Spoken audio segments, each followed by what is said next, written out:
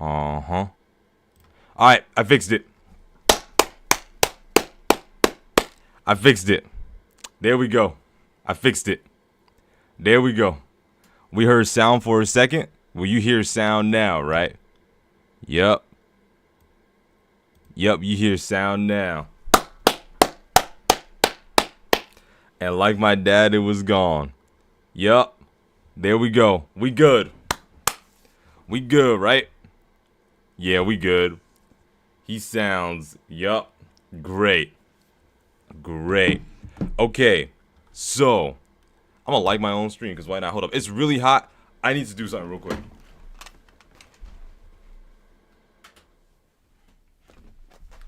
Okay, so a little bit of a rough start, but that's okay. That's okay. That's good. That's fine. Let's go ahead. Let's find something to put on the background. Maybe the Edge of Existence.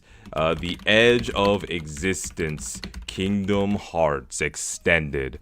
Let's listen to a little bit of that. Okay, here we go. Okay. There we go. There we go. Okay. Okay. Let me open this up. Go here. Hey, chat. Be honest. How you like that? How you like that thumbnail though? That thumbnail kind of spissy. That thumbnail looking good, huh? Mm-hmm.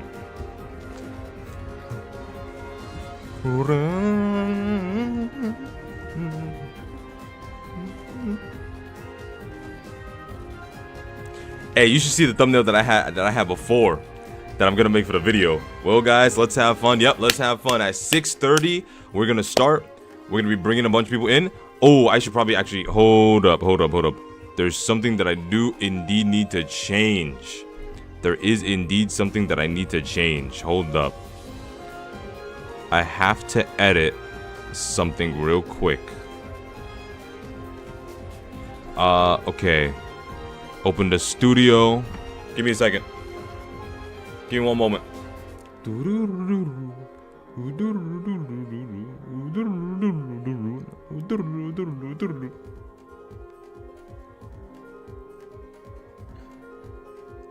Okay. I have to put the thumbnail, not the thumbnail.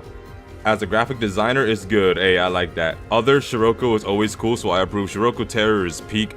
Ain't nobody telling me otherwise, family. Hold up. Give me a second. Give me 1 second, guys. I'm gonna let y'all continue to listen to the music, though.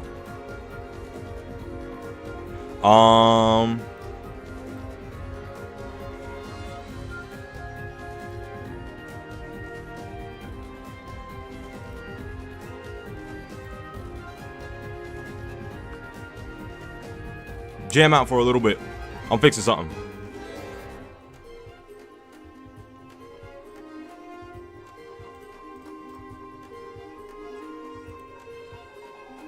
First of all, we gotta turn this shit on. Yup. We gotta change up the details. Yup, there we go. Okay.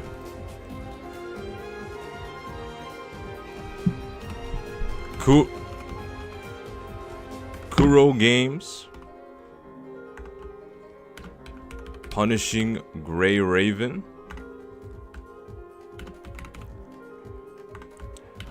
Wuthering Waves. Woowa. Blue Archive.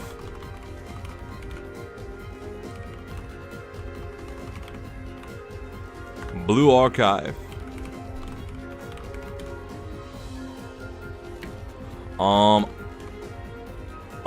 What else was there? Girls Frontline 2.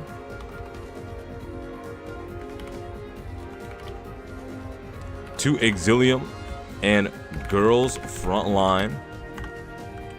What else was there? What else was there, chat? I already added Arknights. Star Rail.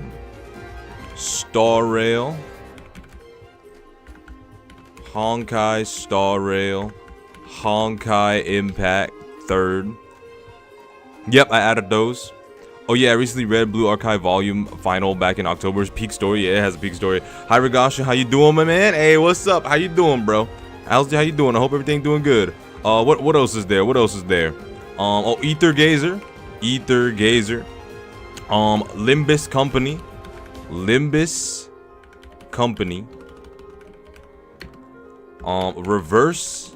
1999.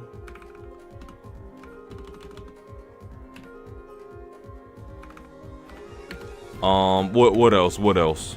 Let me check. Tower Fantasy, Snowbreak, Nikkei. Okay. Tower of Fantasy.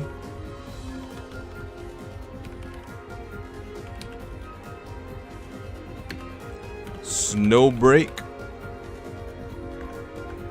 Nikkei. Yup.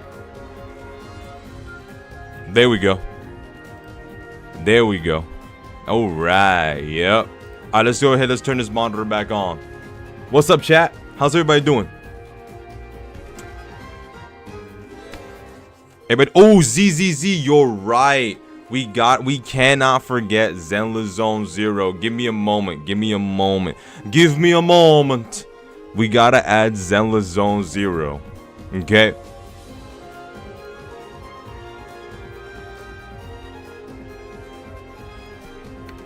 ZZZ, Zenless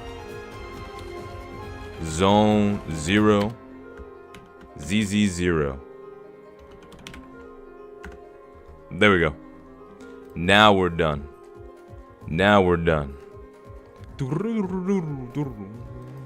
Hey, for those of you that do like the thumbnail, hey, I made it myself. I slept well and I'm ready to glaze. All right. I want everybody to go ahead. I want you to go into the Shoe Gang event stuff. We have 20 minutes now. Well, 29 minutes now. No, 19 minutes now. I want you to pick out whatever voice channel you want to be in. And then once it's time to start, I'm going to hit record. I'm going to start the video. You tell me if you want to be in the video when we are in the call. And I will drag you guys into the meet in progress. Okay, that's what I'm gonna do. Let me actually pull this down here, make it a little bit easier. Yep, there we go. All right, excellent, great. We got one person, 2 people. We got somebody representing Genshin Impact. We got another person representing Wuthering Waves. Excellent. Very good. We got somebody representing the Arc Knights community. That's what we like to see. We got somebody representing Ether Gazer. That's what we like to see. Okay. This motherfucker. I already fixed the volume voltage. We got another person in Arc Knights. Here, let me check something. Yep, sounds working. Good. Oh, we got somebody in Limbus Company. Oh, we got some people in Limbus Company. Okay, we got somebody in Limbus Company. Oh, we got more people in Arc Knights. Excellent. We're gonna be going through it. Let's see what's going on. Okay. All right. We're getting a bunch of people joining. All right. Excellent. I'm gonna replay this song when we actually do the video, because I'm going to use the song for the video. Tell me, is the music too loud or is the music just right, guys? So let me know. Is the music too loud or is the music just right? Let me know. I can't believe Mana is about to be a character. That's actually kind of crazy. Bet the Limbus guy is one of the Arc Knights people. Probably. Hey, what's good, Rav? How's everybody doing? Everybody, welcome into the stream. Hey, don't forget to like the stream to help push it out so we can get more potential people to interview for this, okay? So, it's good. It sounds good. That's great. Excellent. Don't forget to like the stream so it gets pushed out more so that we can get more people involved in the interviews. Interviews are going to be starting in 15 minutes. 15 minutes. We're going to be hopping into the interviews. 15 minutes. Let's see here. Okay, we still got some of the same people. That's okay. Even if we have just 5 people, 6 people, 7 people, doesn't matter. The video is gonna be great. The video is gonna be excellent. It's gonna be memed up. If you make yourself look like a fool, you're gonna get memed up.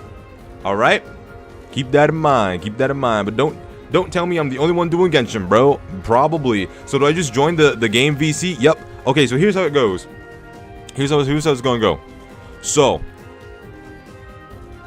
this is gonna be live streamed, obviously. It's going to be made into a YouTube video if you don't want to appear in the YouTube video, but you are okay with appearing on stream. Let me know when we are talking. Face cam is not needed. You do not need to have a face cam on. That is completely optional. That's not even like a requirement. That's not even like one of the things. All you need to do is hear your voice. So if you're an ugly ass motherfucker, don't worry. You won't be exposed to the internet. So as you can see, we have a list of games that have their own voice chats. You're going to join the voice chats, and then I'm going to be going down the list, and I'm going to be dragging people into the meet in progress, and I will be interviewing you. You can hype up your game, slander another game, be toxic, be supportive. It don't matter. This is about you guys and how it is that you want to express what you feel about your game. So it could be funny, it could be bad, doesn't matter.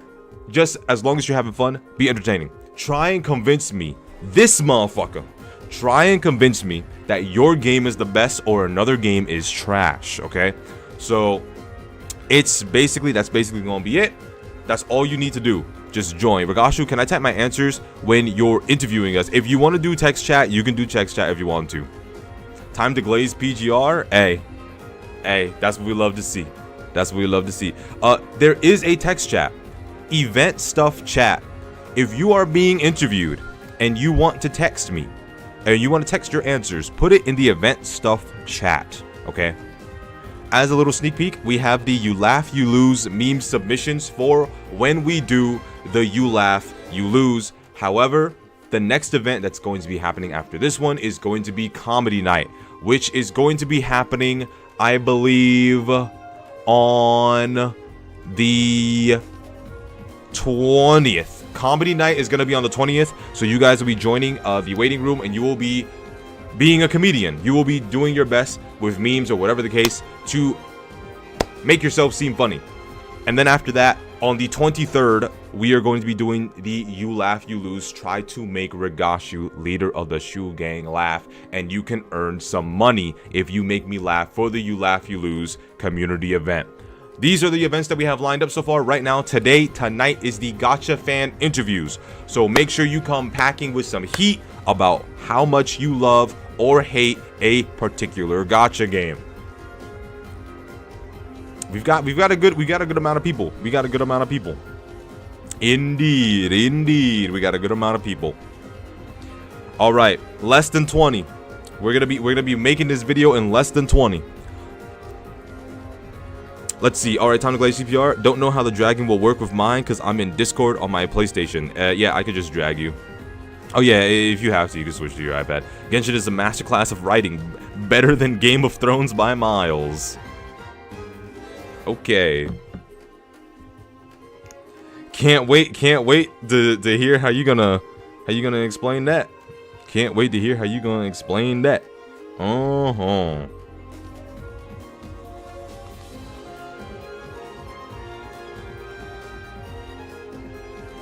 Okay, let's finish this poll. Oh my god.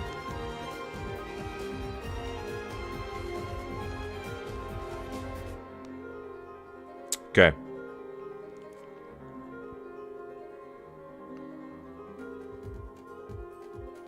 You know what? Should I make it a community post? No PGR fans so far? Oh, we have one. He's right there, see? He right there. He gonna represent. He ready to represent. He ready to represent. Okay. Is your gacha game the best? Come let me know. I'll be more than happy to interview you as well. Whether it be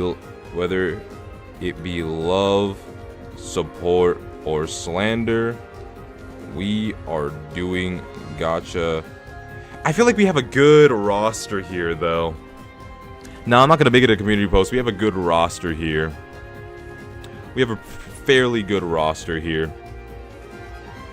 This video is gonna bang, though. This video is gonna bang. I'm not gonna lie. Okay. make a community poll. I'm not gonna have enough slots to put all them damn gacha games in there. I'm not gonna lie. All right, in less than 11 minutes, in about 10 minutes, we are going to be starting the interviews. We're gonna start it up, and I'm gonna hit record. Should we open our gachas when we do reviews and stream them, or you can in this interview, you can go ahead and you can open up a screen share, and you can explain to me what makes your gacha the absolute best, or another gacha that is the worst. You can show me examples. We will be limiting it to 5-minute interviews. We will be doing 5-minute interviews, 5, maybe 10-minute interviews, okay? So it won't be too bad, and it won't be too long, and it won't be too short. 5 minutes is a long time, okay? Imagine talking to somebody for 5 minutes straight. It feels like you're sitting there forever talking to them. Okay.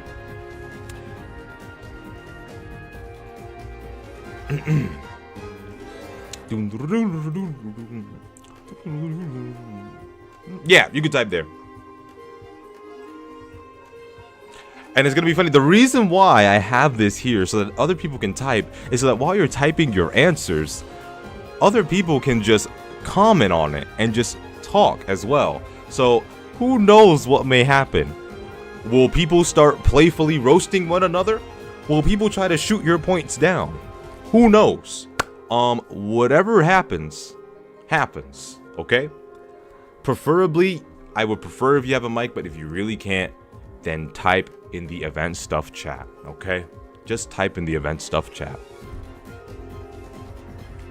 9 minutes, boys, 9 minutes. If you got friends that you want to be a part of this, go ahead, don't be afraid to invite them. Toxic behavior incoming.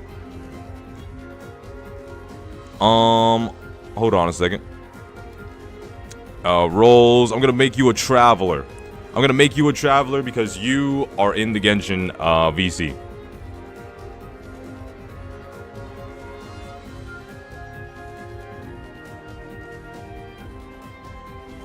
Should we use this song when we do the interviews, or should we use a different song for the interviews? Oh, should we have no music for the interviews? If we have no music for the interviews, I can add music into the video.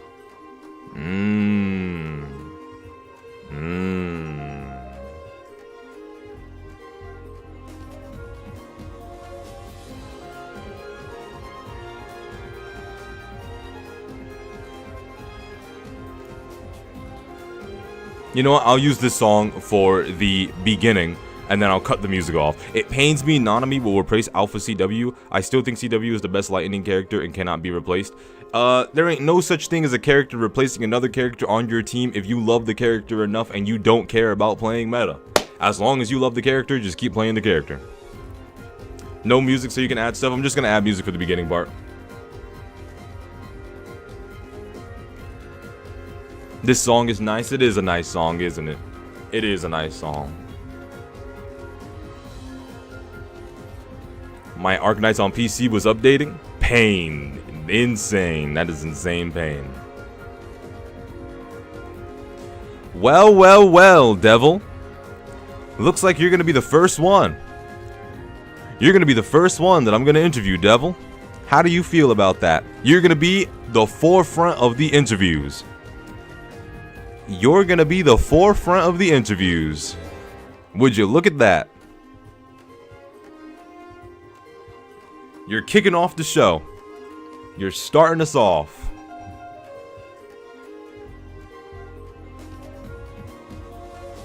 Oh, wait.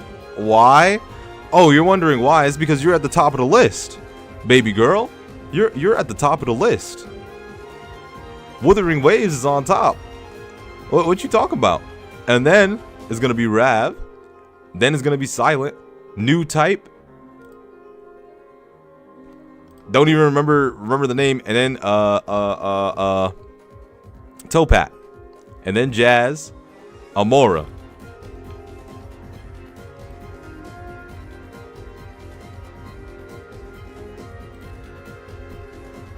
It was all a setup. It was all a dream. Bum bum bum. Bum bum bum. Bum bum bum. It's okay. We got like 20 something people watching. It's just 21 people. It's okay. It's all good.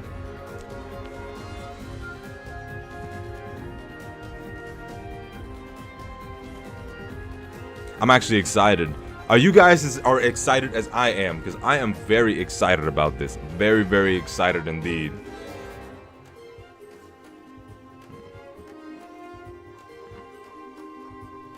Guys, remember, even if you're shy, I want you to try your best to use a microphone. But if you really, really can't do it, then you can type it in the event stuff chat.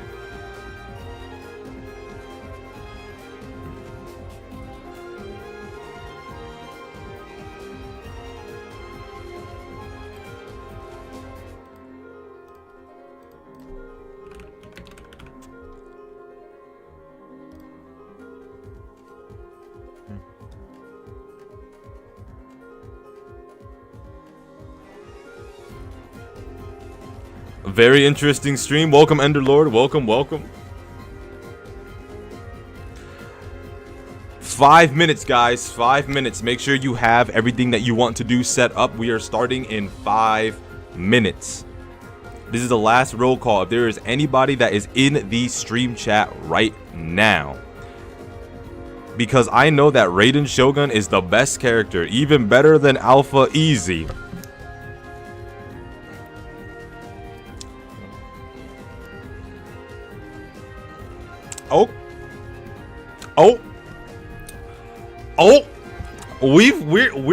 We're gonna have a nuclear war on our hands, huh? We're gonna have a nuclear war on our hands, huh, boys? Oh boy, interesting. That's gonna be my first question. That's gonna be my first question right there.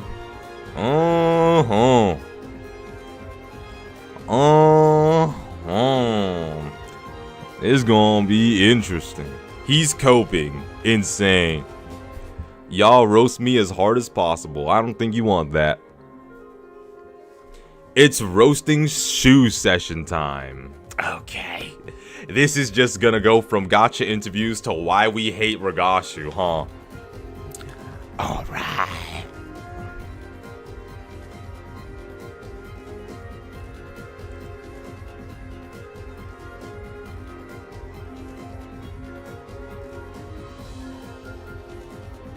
Four minutes, no, 3 minutes, and then I will be dragging the first person in as I start recording for the YouTube video. The VOD is going to stay up as well. For those of you that are watching the VOD and not the video, first of all, holy shit, you're actually sitting through the beginning of the VOD where nothing is happening and I'm just talking about what we're going to be doing. You're a real one. If you're watching the VOD and you made it up to this point, I want you to type, what do I want them to type, chat? I want you to type, now you're on the other side of the line. That's what I want you to type. If you're watching the VOD and you made it to this point, because this part will not make it to YouTube, I want you to type, to the YouTube video, I want you to type, now you're on the other side of the line, okay? That's only for the VOD watchers. Let's see. Opening Wuthering Waves right now. I really wish I could screen share while on PlayStation. True. The red button has been, it's time to head to the vault. I'm personally heading to Vault 69. See ya. Just had dinner. Wah. I'm hate watching, always. Why Ragashu has the worst opinions according to literally all of us would be a pretty funny video, not gonna lie. That would be a funny video. I'm just here to spectate. Arknights players be like, it's fun though. What even happened?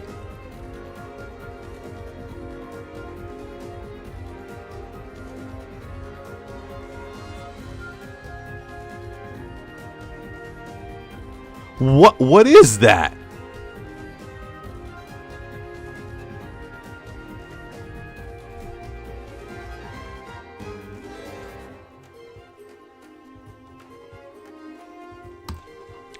We're starting the video in 1 minute. We're starting the video in 1 minute. Limbus Company. Okay.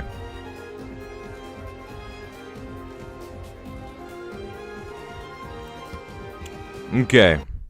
We're going to bring this back, and then we're going to pause it after I do my intro, and then it's just going to be you and I in the chat. Okay? Just you and I in the chat. Eggs happened. CC number 9 being one of the most traumatized events known to man. Enemies took too much damage and exploded. That's actually insane. The middle two enemies reflect damage. That is so stupid. All right, here we go. We're going to go ahead. We're going to start this shit. All right, YouTube. So, I don't have a proper intro for this, but what else can I say except we're doing what the title says exactly. Gacha interviews. What I'm going to be doing is I'm going to be inviting random people and people from my Discord into these voice channels to represent whether or not their favorite gacha game is the best gacha game, or if they want to choose to slander another gacha and be completely fucking incendiary for no apparent reason other than to just be funny. I decided to do this because I wanted to do some more things that's a little bit more interactive with my community on top of various other things.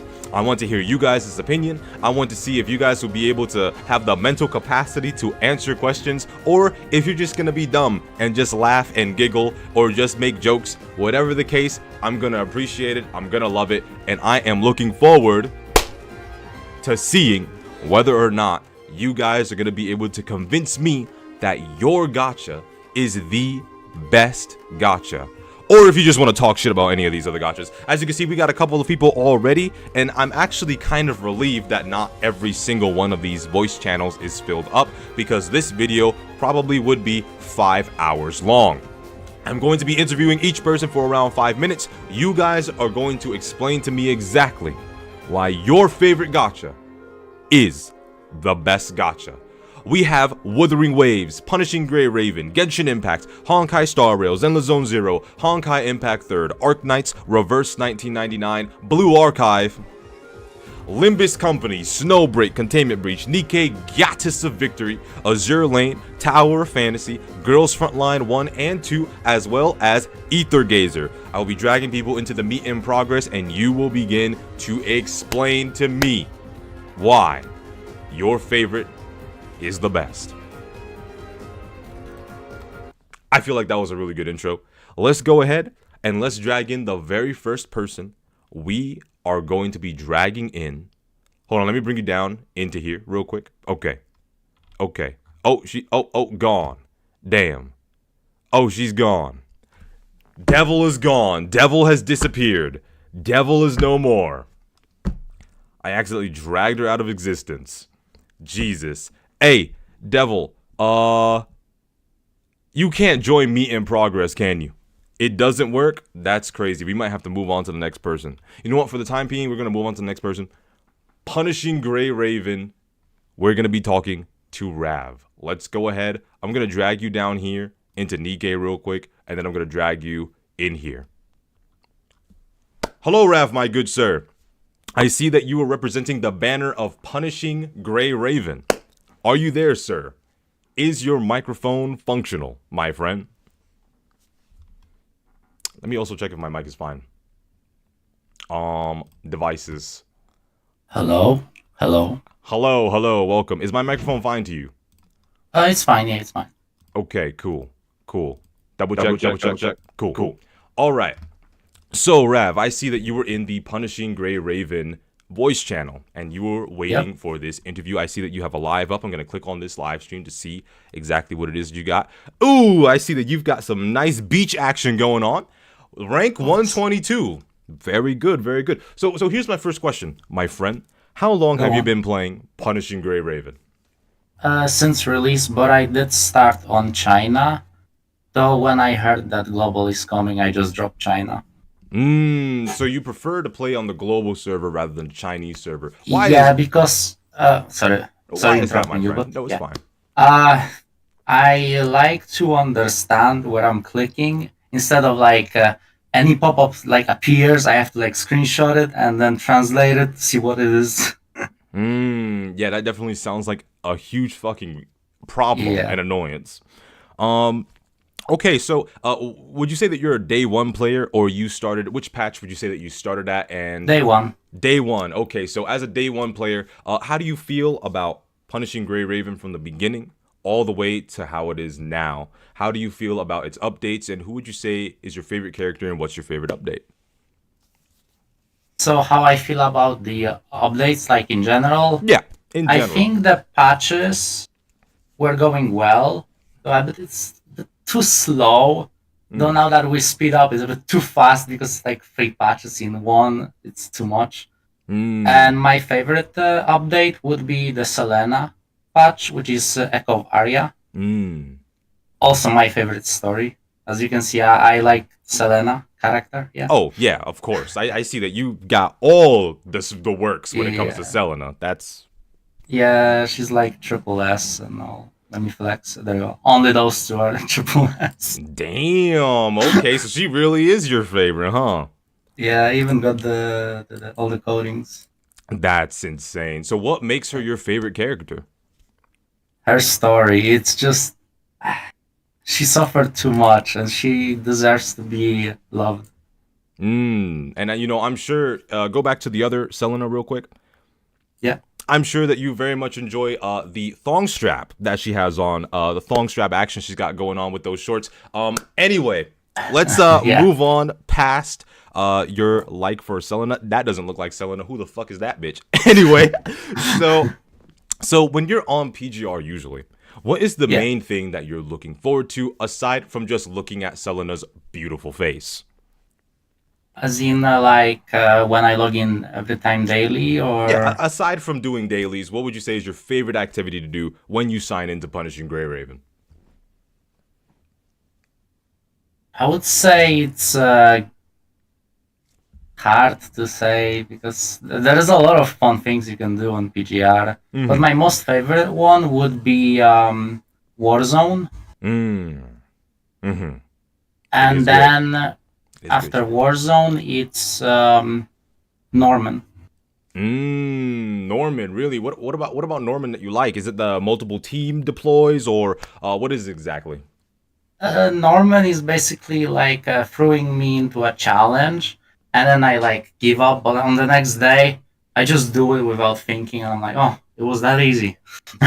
Okay, okay. So, a little bit of an incendiary question. Do you Yeah, think that Punishing Gray Raven is the best gacha game that they have provided for us in recent years? I think yes. Would you care to elaborate, or do you just want to keep it as yes and keep pushing Oh it? no, no, no. Okay, so when there is a new like a character, right? Mm-hmm. You don't have to go through 50-50. It's Yeah. just guaranteed, Mm-hmm. right? Yep. And the weapon banner is not like 60 pulls, it's 30 pulls. And of course Mm. it's like 70%, but you can still get it, you know? Mm-hmm. Mm-hmm. That is pretty good. Having 30 pulls only with a Yeah, 75% chance, or 70, or you said yeah, 70% to get the yeah. weapon, absolutely insane. Those are If those it are was six, sorry to interrupt again. If it was 60, then it would be a bit difficult to get the black cards. true. True. And how do you feel about the black card acquisition? Do you think it's easy to get black cards, or do you think it's hard after a while? For spender, it's actually easy because as you can see, I spend. Mm-hmm. Um, but for free to play, they would have to skip on a weapon unless they really like the character, or the character is like really like the main attacker on the team, that it would change their lives. Mm. Okay. Okay. So, compared to other gachas, what would you say is like a good comparison that you think that Punishing Gray Raven you wish was more popular than? Like, for example, Honkai Impact Third. Do you think that this game, if given enough time and maybe like a little bit more money, do you think that it would be able to be better than Impact Third? Or do you think it's already better than Impact Third?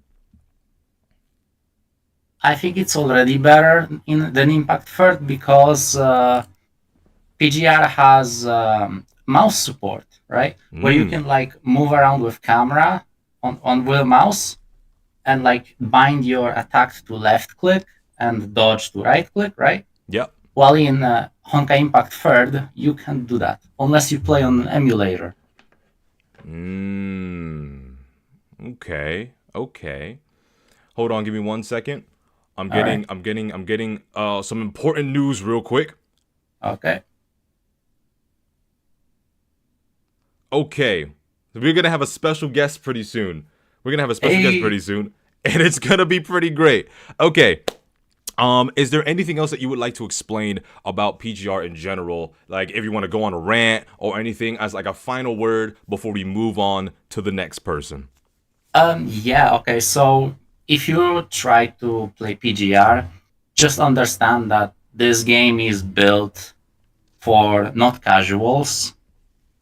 Hmm. And when you start the story, like the early game is really like painful, but it gets better after like chapter 13. That's pretty deep in. That's pretty deep Yeah. in. Do you think it's worth it to sit through what some would consider either boring or either not engaging enough in order to get that deep in to experience the good chapters? If you want to like start your first ever gacha, PGR is the way then. Okay. So yes. All right. All right. I think that it's a pretty good answer, and I think that's also a pretty good explanation. You heard it here, folks. Rav thinks every other gacha is trash. No, I'm kidding. He loves PGR. I think he did a fine job explaining why he loves it. And obviously, like I said, these are going to be short conversations, short little interviews. So thank you, Rav. Is there anything you wanted to show us on the actual game before we move on to the next person, aside from summoning? Let's see. There you go. Oh, well, There. I guess it's just going to be Selena, boys. All right. Thank you for your time, my man. Yeah. That was great. We're going to move on to the next person. Thank Alright. you for being a part of Yeah. this. Have a good one. You too. Let's see. Let me just put him up there. There we go. All right. Next up. She went back into the... I put her down there for a reason. All right. So, next up, we have actually somebody that I personally know. We have Miss Devil here, and she's going to be explaining why she loves Wuthering Waves and why she personally believes that Wuthering Waves is the best gacha that's out there right now. Now, don't be shy, Devil. Go ahead, unmute your microphone, and let's get this conversation going. Hello. Hello, chat. Everybody could hear her, right? Okay. You know what? I'm pretty sure that they can, because if they could hear him, Hopefully. then that's all that matters. So I understand that a little bit of background, folks. She's played some gachas before, but she's not balls deep, balls to the wall, ass to the sky in gachas in general. She more so plays the more popular gachas. She doesn't go out of her way to play the more like niche gachas and stuff, which is perfectly acceptable. Nobody should ever be drowning in gacha games because you'll go broke or be overly obsessed and have a parasocial relationship with said gacha characters. So Devil, you were in the Wuthering Waves voice channel, and I want you to explain to me, first of all, as a light gacha player, how do you feel about Wuthering Waves in comparison to another game that you've played, Genshin Impact, and I know you've played PGR. How do you feel about it compared to other games? How does it make you feel when you play it? I think that it's a really good starting point for someone that actually wants to get into gacha games because from my experience so far, it's very easy to get things done. It's very quick. You can do your grinding so much faster than you can on any other gacha game that I've ever played. And you can get your characters to a decent enough point. And I've only been playing this game since its release on console. I did play it back when it first came out on my iPad, but that went absolutely terribly and crashed every 5 seconds. So I quit playing it because it was garbage. Oh, of course. But now that I actually am able to experience it properly, it's a very, very different experience from Genshin. It's a lot more enjoyable. It's a lot less tedious, and it's not soul-crushing and mind-numbing. Golly.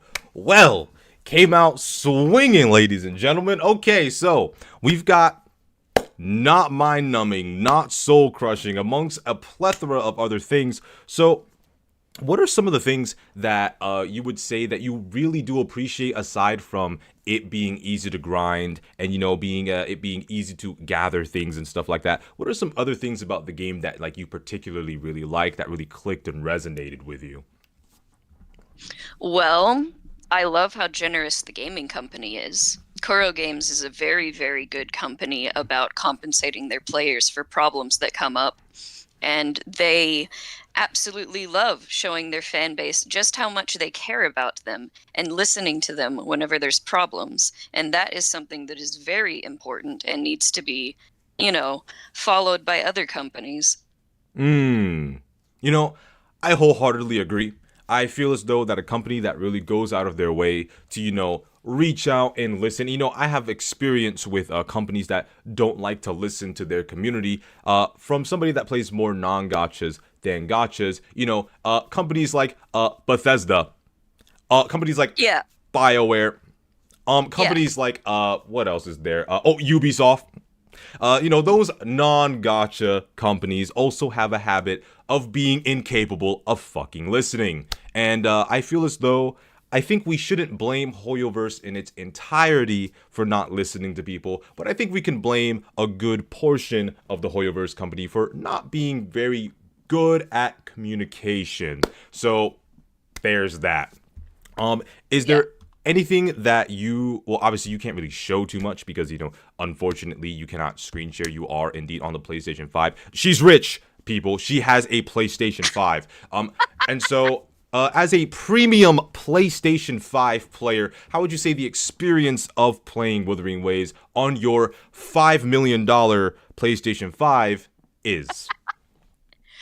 It's pretty good. When it first came out, it had some stability issues. It does lag sometimes, but other than that, the fighting is smooth. The going and loading into different areas is really fast, and it's just really good, to be honest.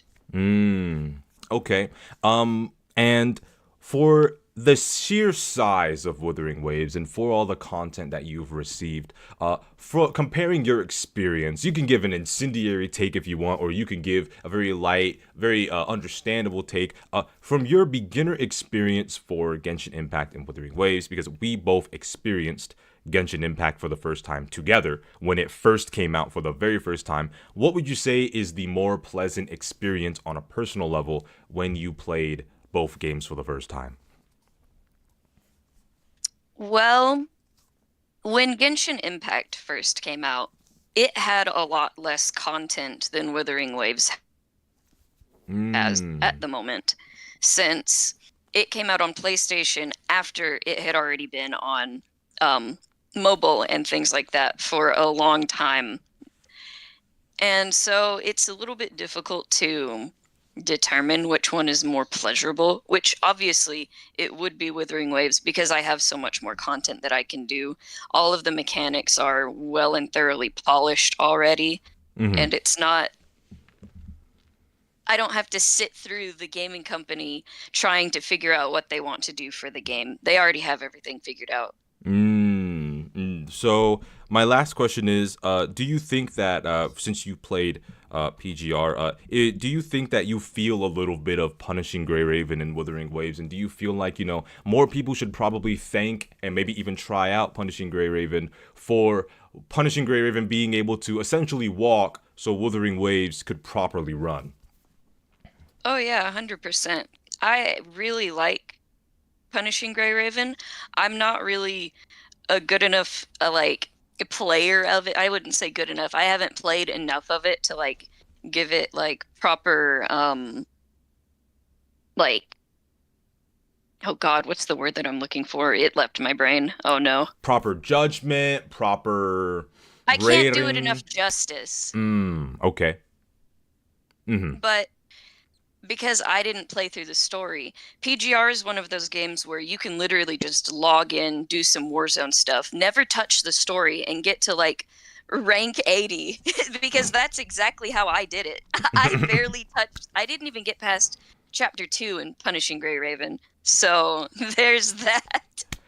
Hey, you heard it here first, folks. PGR is a cripple in her opinion. No, I'm just kidding. But obviously, just like before the last person I spoke to, Rav, is there anything that you would like to make, like a general blanket statement, any final thing that you would like to explain about Wuthering Waves or your experience with it before we end off this discussion and move on to the next person? Yes, actually. I wanted to say that the reason why I think that it's a good place to start for Gacha players and people that aren't Gacha players is because, like how Genshin does it, and like how Wuthering Waves does it, and Tower of Fantasy, any of the open world Gacha games, they have aspects, a part of them, that are more accommodating for players that aren't exactly into the whole niche of playing like 2D games and things like that. And it has adventuring aspects to it and gathering and survival things because you can cook food and all of that. And you can give yourself bonus stats and all that stuff. I just think that it's a really good game and it has a lot of good things going for it. A lot of systems that mesh together really well. And it can be enjoyable for even people that don't even like gacha games. Because I personally don't enjoy the whole gacha aspect of gacha games. But I do like playing Wuthering Waves. It's a very good game in my opinion. Well, you heard it here, folks, ladies and gentlemen. Gotcha aspects for gotcha games, absolutely garbage, but the game attached to it can indeed be good. Thank you for your time, Devil. I really do appreciate you being here, being a part of this community event. Thank you very much. I appreciate that. I really do. You are very welcome. You can go on ahead. You can either hang up or I can just move you somewhere else so we can move on to the next person. Thank you for that. I'll get out of here. All right. Good luck with the other interviews. Okay. Oh boy, we're coming off of a Wuthering Waves. We're coming off of a Wuthering Waves person and going into another person that likes Genshin Impact. We have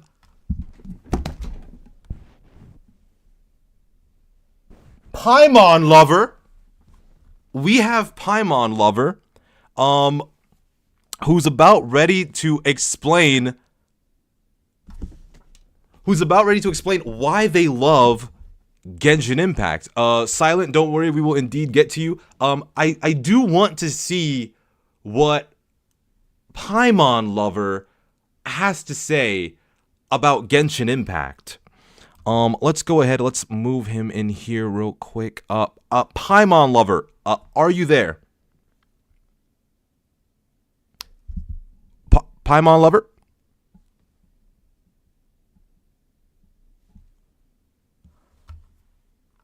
Paimon Lover, are you functioning?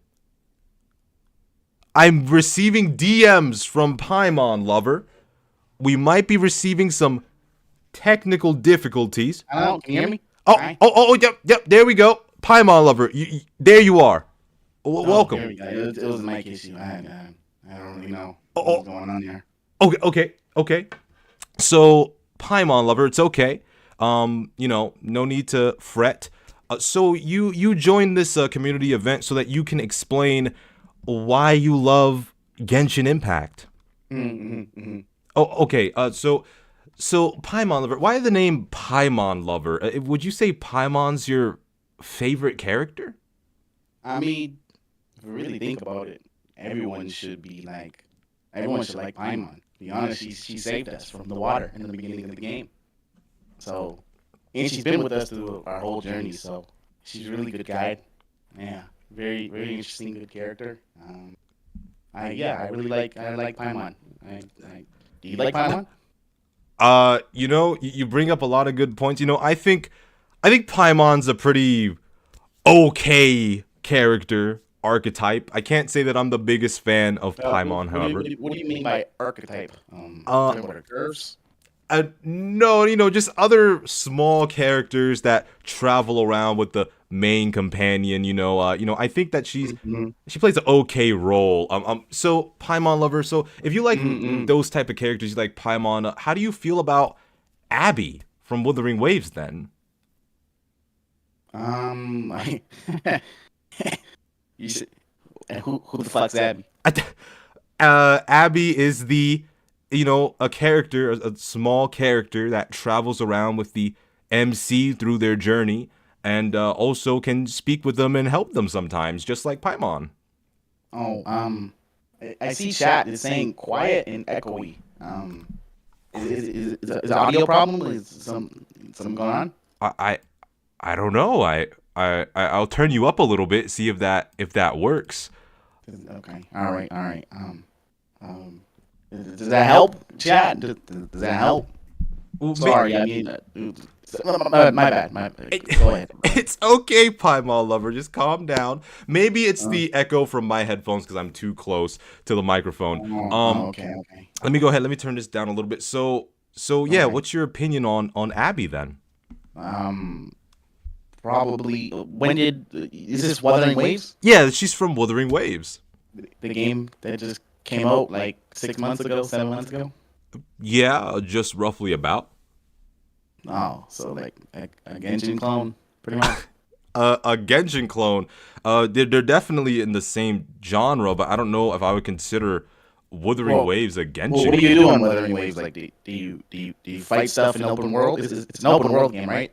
Yeah, we're doing. Okay. Yeah, you fight in an open world, and you know you. Oh, okay. Okay. Is it a gacha game? Yes, it is a gotcha game. And you have a main character that's a boy or a girl? Yeah, you do have a main character as a boy or a girl. Sounds like a Genshin clone to me. Ooh. Yeah. Okay, so I can assume that you really love Genshin Impact. What would you say your favorite? Oh man, the answer is great. Great game, man. You gave me a little bit of a scare there, buddy. Okay, so Oh, sorry. Genshin, what do you say is your favorite part about Genshin? There's so many things to do in Genshin, honestly. When I really think about it, though, I think the exploration is probably one of the best things in the game, to be honest. When I go around picking up materials for my characters, probably one of the best things because you can look up in the sky and it looks really nice, and I can see Paimon with me, and then and Klee. It's a good game. Klee's my other favorite character, too, playable character as well. You know. I see. Okay, so the chat wants to know how you feel about Nahida.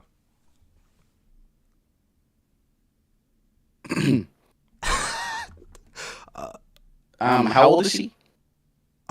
She has to be like a few thousand, right? Few hundred years old.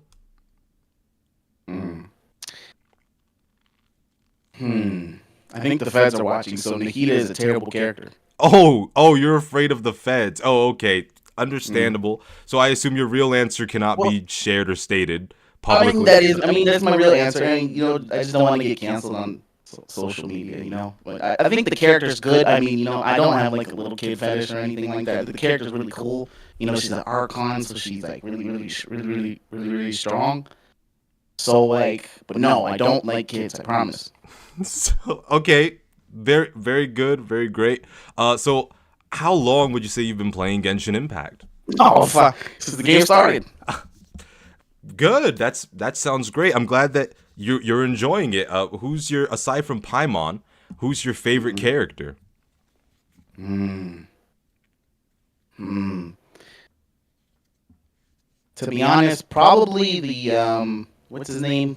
The Wanderer, the guy, the doll. Reason being is because he has like the best traversing in the game, so I can like pick up stuff faster and easier. Pretty much. So how do you feel about Mavuika's flying motorcycle for Natlin? I'm sure you like that. I lost 50-50. Oh no. But you have a wallet. You're gonna use your wallet though, right? Well, I get paid Friday, so yeah, like a slight 300 to get her, hopefully. Oh, just a slight 300. Nothing too crazy, right? Well, it's an Archon, dude. Like you have to get her. No, you're right. You're right. It's an Archon character. At the very least, chat, you have to spend 300 for this Archon character. So how do you feel about Hoyoverse? You think they're a good, fair company, Paimon lover? Hoyoverse is the best out in the gacha space. I'm gonna be real. Like when I think about it, What was the anniversary we got?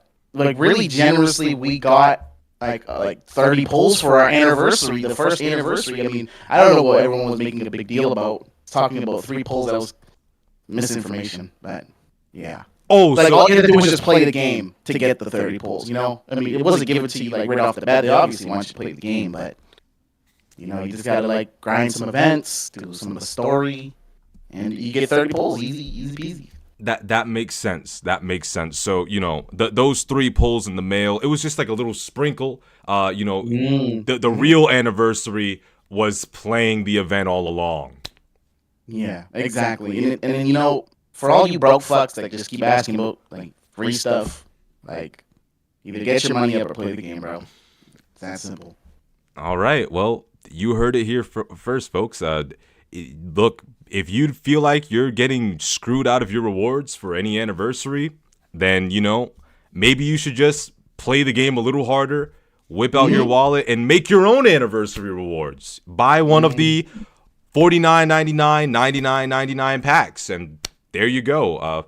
You know, I wasn't really expecting you, Paimon Lover. You were very last minute for the Genshin voice call. Well, the thing is, like, that guy that was sitting in the Genshin, you know, the silent EMPR, I don't think he's gonna represent us properly, to be honest. Oh. I, as the day one Genshin lover, Genshin enjoyer, I gotta represent, man. Gotta represent. The savior of the Genshin interviews, you would say. Well, no, you know, honestly, what was that guy's name? I should be the only one getting praise. What was his name again? Oh, Enviosity? He honestly, if he was here, he would honestly be the best choice, to be honest. But yeah, I'm the second best. Sorry. Okay. I understand. He must have been your favorite content creator for it. I miss him. I don't know where he went. I'm sorry for your loss, my man. I really am sorry for your loss. But you know, I think Silent might be great with representing their love for Genshin, but no, okay. So before you go, just like I asked everyone else, how do you feel? Genshin is the one, my boy Paimon Lover's preaching. Like, you know what I'm saying? Come on, man. So before you go, your overall general feeling, your general consensus for Genshin Impact. Okay, all right. For everyone watching, for everyone listening, I know you may have had a bad experience with Genshin Impact in the beginning of the game. Listen, it's okay. It happens, man. People make mistakes. But you know what? You got to come back and try Mavi. What is his name? Mavia? Mavuika. Paimon Lover. Mavia. Yeah, sorry. It's a hard name to pronounce in English. But yeah, pretty much just like it's a really good Archon character. You just gotta come back and try the game out. I promise you, story is so good. Fuck Wuthering Waves. All right, fuck that game. Genshin Impact's where it's at. Paimon Lover signing out. Peace. And he's gone. Like the Batman, he swoops in and he leaves. Okay, that was Paimon Lover explaining why they believe Genshin Impact was the best. Let's see if we can't bring somebody else to maybe further elaborate on Paimon Lover's points. Silent EMP, are you here, brother? Yes, I am. Greetings. Okay, let me go ahead and turn you down just a little bit. Welcome. I see that you were in the Genshin channel. You were here to represent Genshin for your interview on why you love the game so much and why you believe personally it's the best. Mm-hmm. Okay. Yeah. Do you have a Yeah. you have a screen share you want to put up or anything like that? I don't have the screen. You don't have Go to the. You can go to the what you call it, the chats, the thing, the event chat stuff, and just scroll up and you'll see a pic. Okay. It's just explaining my feelings. You'll see it. Don't worry. Okay. So let's. It says everything. Yeah. Let's go to this statement you made.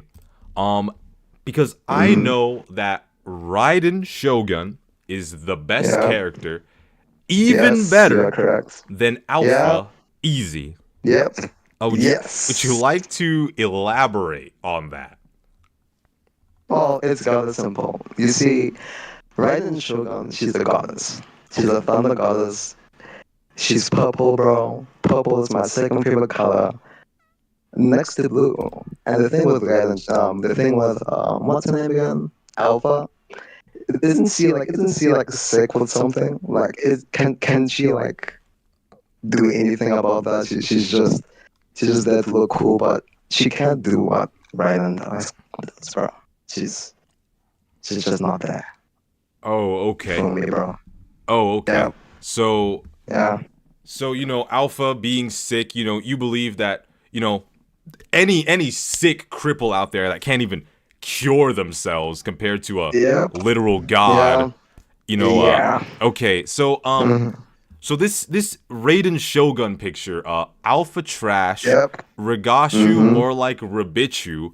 Mhm. So what would you say? Can you care to elaborate on that for your love for Genshin? It's got simple. Mhm. Like I said before in the chat, Yeah. what's it called? The arc, the Inazuma arc. Yes. Best gets an arc. Mm. Absolutely dominates the entire what's the game? What's the name again? Punching Gate Ribbon. It absolutely dominates that story. It's better than Punching Gate Ribbon story. Period. I Easy. see. So are you Yeah. calling it punishing Gray Raven or punishing Gay Raven? Punishing Gate Ribbon. Don't get it twisted, bro. Don't get it twisted, bro. That pick, Okay. she's the one, bro. She's the one, and you know it. She's the one. You should have based your entire channel off of her. Oh, I should have made the Shu Gang a part Yeah. of. Oh, okay. Yeah. So my channel colors should have Yeah. been purple, blue. Yeah. Oh, okay. Yeah, you were looking in the wrong place, bro. Okay. You were sleeping. I don't know, bro. Oh, you're opening my eyes. Yeah. Okay. Genshin is one of the best games ever made. Written Mm. so well. It is better than Game of Thrones in terms of writing. The world building, the characters, everything is engaging. When Gaiden Shogun walked to, what's her name, Senora, and just absolutely obliterated her after what she did to the wind bitch boy, what's his name? Venti? After she basically just saved the entire world. So you Gorgeous. so you don't believe it was Raiden Shogun's fault in the first place for what happened in Inazuma? I think she's our savior, bro. Oh, she's I just really think so. she's just the savior. I think everything she did was justified. You know, I mean, yeah, she scares her citizens. I mean, yeah, eternity just stopping the progress of her people. She was just doing it out of love. She didn't do anything wrong. She's a dictator, but she's our savior, our dictator. I Oh, would let her rule the entire world. and you think the world would be better that way? Yeah, I really do. Okay. So how long have you been playing Genshin Impact to form such an opinion? Easy. I played Genshin, I think, was it 2021? Not too long ago, right? But when I stopped at Inazuma, that's when I stopped playing the game, right? That's when I realized I was complete. I was complete. After Inazuma, I'm like, I'm done. I understand. Yomiya? No. Not even close. No. Any other character? No, I'm sorry. I had to stop right there. Okay. I came back. When I saw the game didn't have Gaiden Shogun anymore, it had all these other new characters, like, what's her name, the chick with the bike, and all of that lore and stuff. Mavuika. I was like, yeah, the story lore is trash without Raiden Shogun. I'm sorry. Oh, so you're all just the plots and stories is nothing, bro. so okay. So when it comes to Genshin Impact, the rest can just be shed away. Inazuma shines eternal in your eyes, right?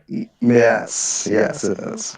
And It does. it's safe to assume you dropped bare minimum $1,000 on your queen, Raiden, right? Bro, 10K, and not only on the character, but body pose, bro. We are talking cosplays, bro. You go to your place. Hey, can you please wear the suit, be Gaiden Shogun? You pay up. They're like, oh yeah, I will, and then they show up, bro. Oh my God, it's one of the most beautiful things you can ever see. It's all of those amazing things. Wow. Okay, so for the final statement, just like with everybody else, what would you say is your blanket statement for um for Raiden Shogun and Genshin Impact? Wait, sorry, say that question again. Sorry, I was laughing too hard, bro. What would you say is just your end statement for Raiden and Genshin Impact and why it's your favorite compared to other? You know what? Not even Genshin. Why is Raiden your favorite compared to every character in Gacha? Easy, bro. Easy. She's my favorite because you know what's the chick from Honkai Star Rail? The one with the black hole, based off of her. Akaron, based off of her. Right? What's her name? Rie Mei Raiden Mei. from Honkai Third. Yeah. She wishes she can be Gaiden Shogun. Can't even come close. Oh, so both of those, they're just carbon copies of your real Raiden Shogun. Yeah. Yeah. Easy, bro. Okay, well, Aesthetic beautiful, everything beautiful. I don't even know what to say. I'm done. just for just for clearance, safety precautions. You were not just having a stroke just now, were you? I was having a stroke because I'm looking at Gaiden Shogun right now. So just so you don't die on mic, let's go ahead. Thank you for your time. I really do appreciate that. You can go ahead. You can go ahead. You can leave, my friend. Thank you for your time. Alright, but jokes aside, bro, thank you for this game. I'm just playing around. Thank you for all that, bro. Of course, my man. Of course, it's all in good fun.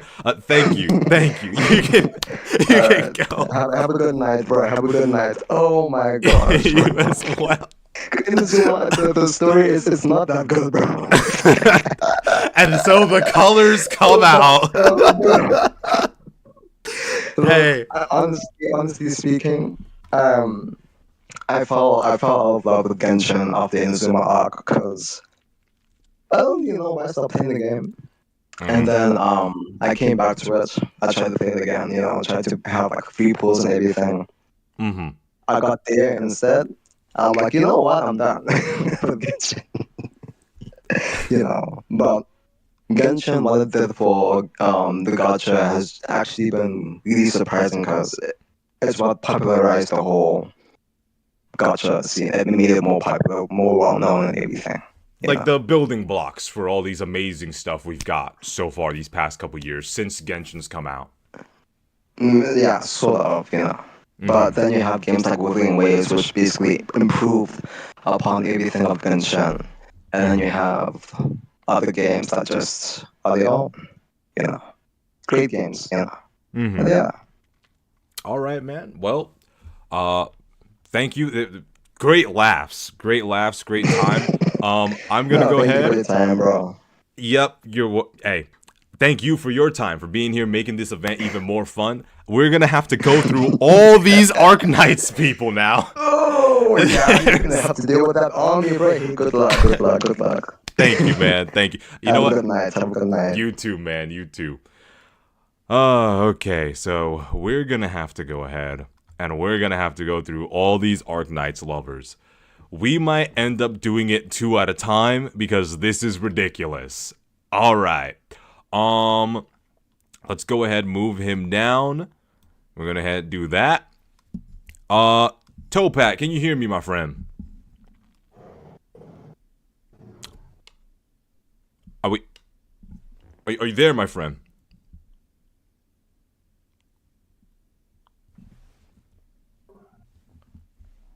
I think I hear something.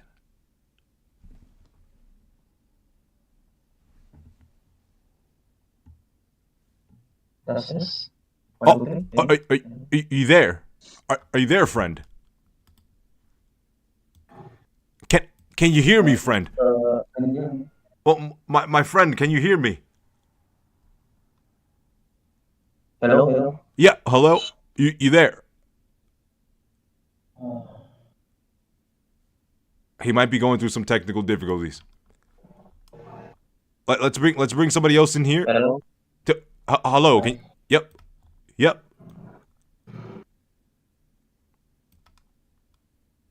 Koto, can you hear me, my friend? Yeah, I can hear you. Okay. We might have a little bit of technical difficulties with our friend here, Topat. I can hear you, but is it heard back on you? The hive mind is not a joke, it's a fact. I can hear you, friend. Can you hear me? Yeah, I can hear you just fine. Oh no, not you, Koto. Topat. Oh, for Topak. Yeah.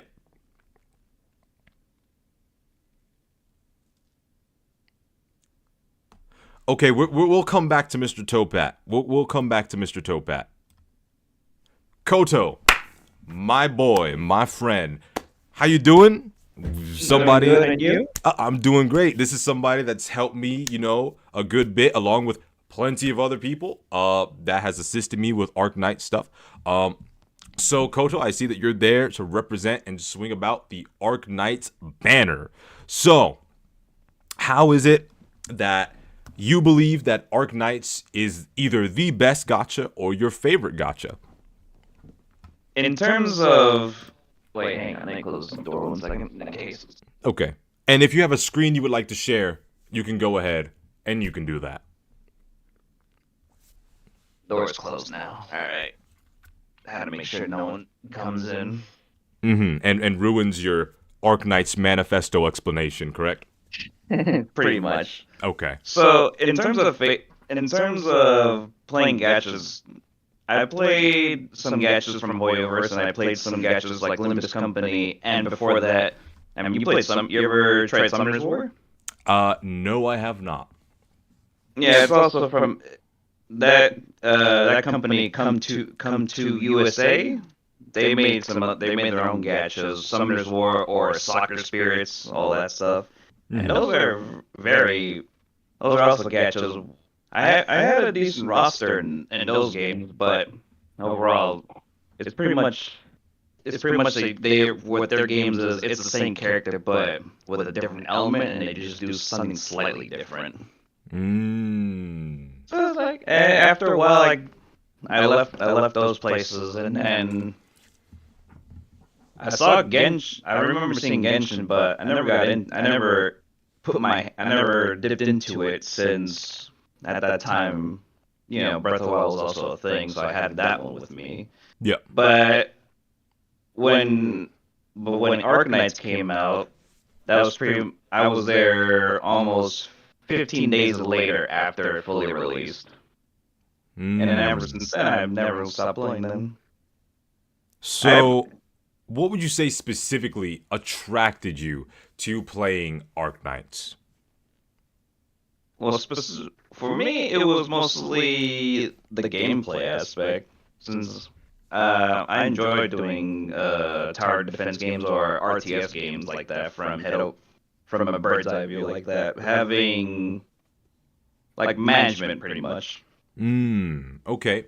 And would you say that Arknights' gameplay after a while in the game that you can't even really consider it tower defense fully at that point? I hear people say it's more so majority just strategizing and just putting like a puzzle together to make everything work in your own way. In a way, yeah, but everyone has what Arknights offers is like what they give you, and then you decide who to use and who to bring.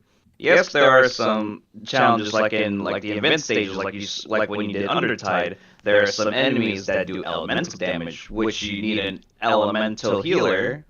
But some people can actually break through if they have the right resources or the right characters, or if they can time it right with swapping out their operators with another person if they get stunned by the elemental damage. So when it comes to Arknights, speaking of using all these different units, obviously all of the units have plenty of different roles, and obviously, even though some units have different roles, there are some skills that are more beneficial for some stages than others. So obviously you're going to be using a plethora of different characters, but if you had to narrow it down, who would you say would be your favorite character to use, and who's your favorite character outside of level usage? The one I always use outside of level usage, I would say would be, well, then again, she's kind of using everything pretty much since how she is. It's pretty much Ling or Shu, pretty much those two operators. Oh, Shu mentioned the goat, one of the goats. But she was a recent addition. But before Shu was pretty much Saria, because no matter where I go, like I always need a defender that can block 3 enemies and also can heal the team that are surrounding her. Me personally, the reason why I love Shu so much is because her name's Shu, and I'm a part of the Shu gang. You know what I'm saying? Okay, let me stop. Anyways, continue what you were saying before, my friend. In terms of the character, but the most used character throughout the game I mostly use now, ever since in terms of Mora, their release was pretty much Myrtle, and the majority of pretty much everyone in Arknights would use Myrtle because of how she is.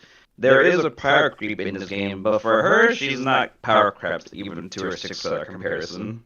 Yeah, overall, she's just the better choice. So I heard Arknights has had, I don't know if it's just one or a variety, but I heard there were some crossovers. How many crossovers would you say there were for Arknights? As for crossovers, we had Rainbow Six Siege collab part 1 and 2. So we had Ash. Now you pull them up. So we had Ash, Doc, Tachanka, Blitz, Frost. I forgot the name of the Yana and Ella. And that's a lot of operators. Oh yeah, because it's supposed to be 8. It's supposed to be 8. So 4 from the first collab and 4 from the other. I might be missing one. Interesting. Would you say that they have Ying in there as well? There's no Ying. That's a shame. Never know, because the dev they're a fan of 6 Siege, and if you check the 6 Siege crossover, they also had a little trinket to put on your gun, which is the Doctor. I see. So another question then, since you said that the developers or one of them love Rainbow Six Siege, do you see perhaps in the future an idea being pitched of a Rainbow Six Siege style game revolve around Arknights? Can you perhaps see a game where all of the operators that are in Arknights can be used as a selectable roster to go through in these various maps to fight in a game like Rainbow Six Siege? And do you think it would work? Do you think it won't work? Why and why not? The ones that would work would be the operators that are in the sniper category mostly. Some of them can actually use a gun and all that. But then mostly what an Arknights is, the majority use crossbows and other kinds of bows. Because having a actual gun, you gotta be very good with in this lore, in this world's way is really good. You gotta be really good with arts to even use a gun. I see. Yeah, but there is someone that could actually tinker with them to make it so it doesn't need that much complication. So what do you think puts Arknights above other gachas for you? Well, for me, it's the variety of what they have, and it's from their characters was a bit more down to earth. Yeah. I mean, I'm sure I haven't tried the other ones, the Punching Gray or Withering Waves, but I'm sure like your guys are also down to earth in their ways, right? There's some characters that are very down to earth, and then there's other characters that need to be locked in solitary confinement. But I'm sure there's other characters like that in Arknights as well. In terms of solitary confinement, I mean, we have a fugitive. That's about it. Is it Skull Shatterer? I mean, I can't spoil that. She's not even part of. She's not even in our team. Okay, just asking because I shattered Skull Shatterer's skull last night. Just wanted to make sure it wasn't her. So Episodes 2 Skull Shatter or episode 3. episode 2. All right. So yeah, Okay, so what would you say is your favorite thing to do in Arknights? as for now, since the event's gonna come in tomorrow, so I'm gonna be doing that for like the week. But what I usually do daily is mostly grind up supplies, uh, get some EXP chips, and then after that, do the weekly annihilation just to get the free pulls. And there's also the Triple S stages where you can actually get module upgrades for your operators to make them better. And then there's also the two long running ones, Reclamation Algorithm and Integrated Strategies, the roguelike and camping in the desert and then surviving. So, okay. So another question then. How do you feel about Arknights' gacha system? What are your opinions on that? I would say the gacha system is lenient because I always get my 6-star between 20 to 30 pulls.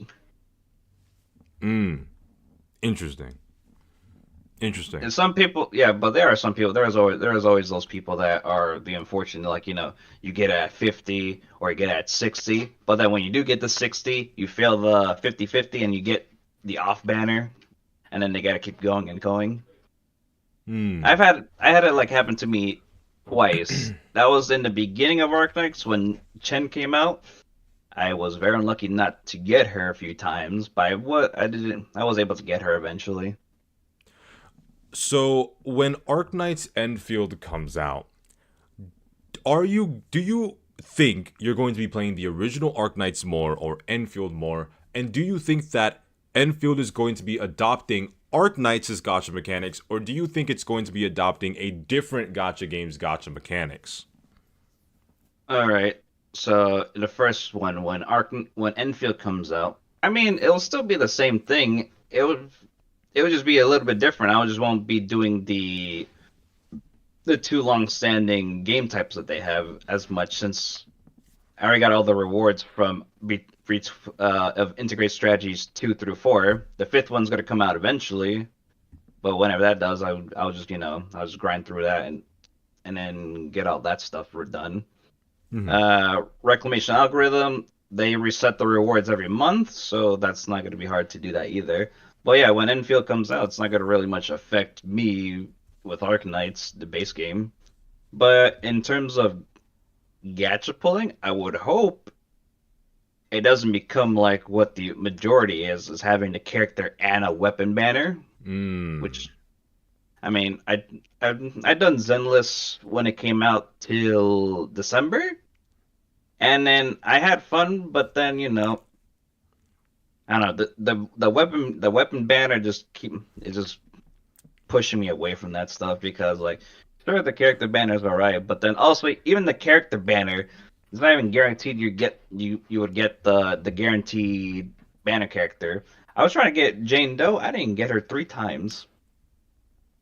Wow, really? Wait, you didn't get her 3 times? Yeah, I got I forgot his name, the wolf guy from the maid service. Then I got the ghost maid, and then after that I got Kalia.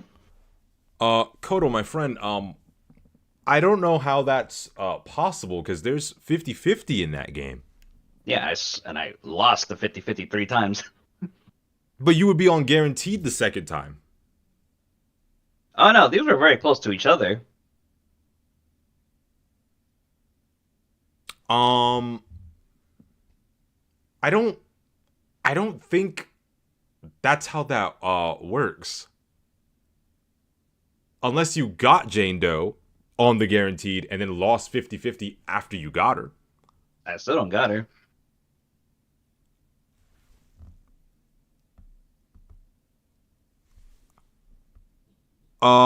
Three different banners.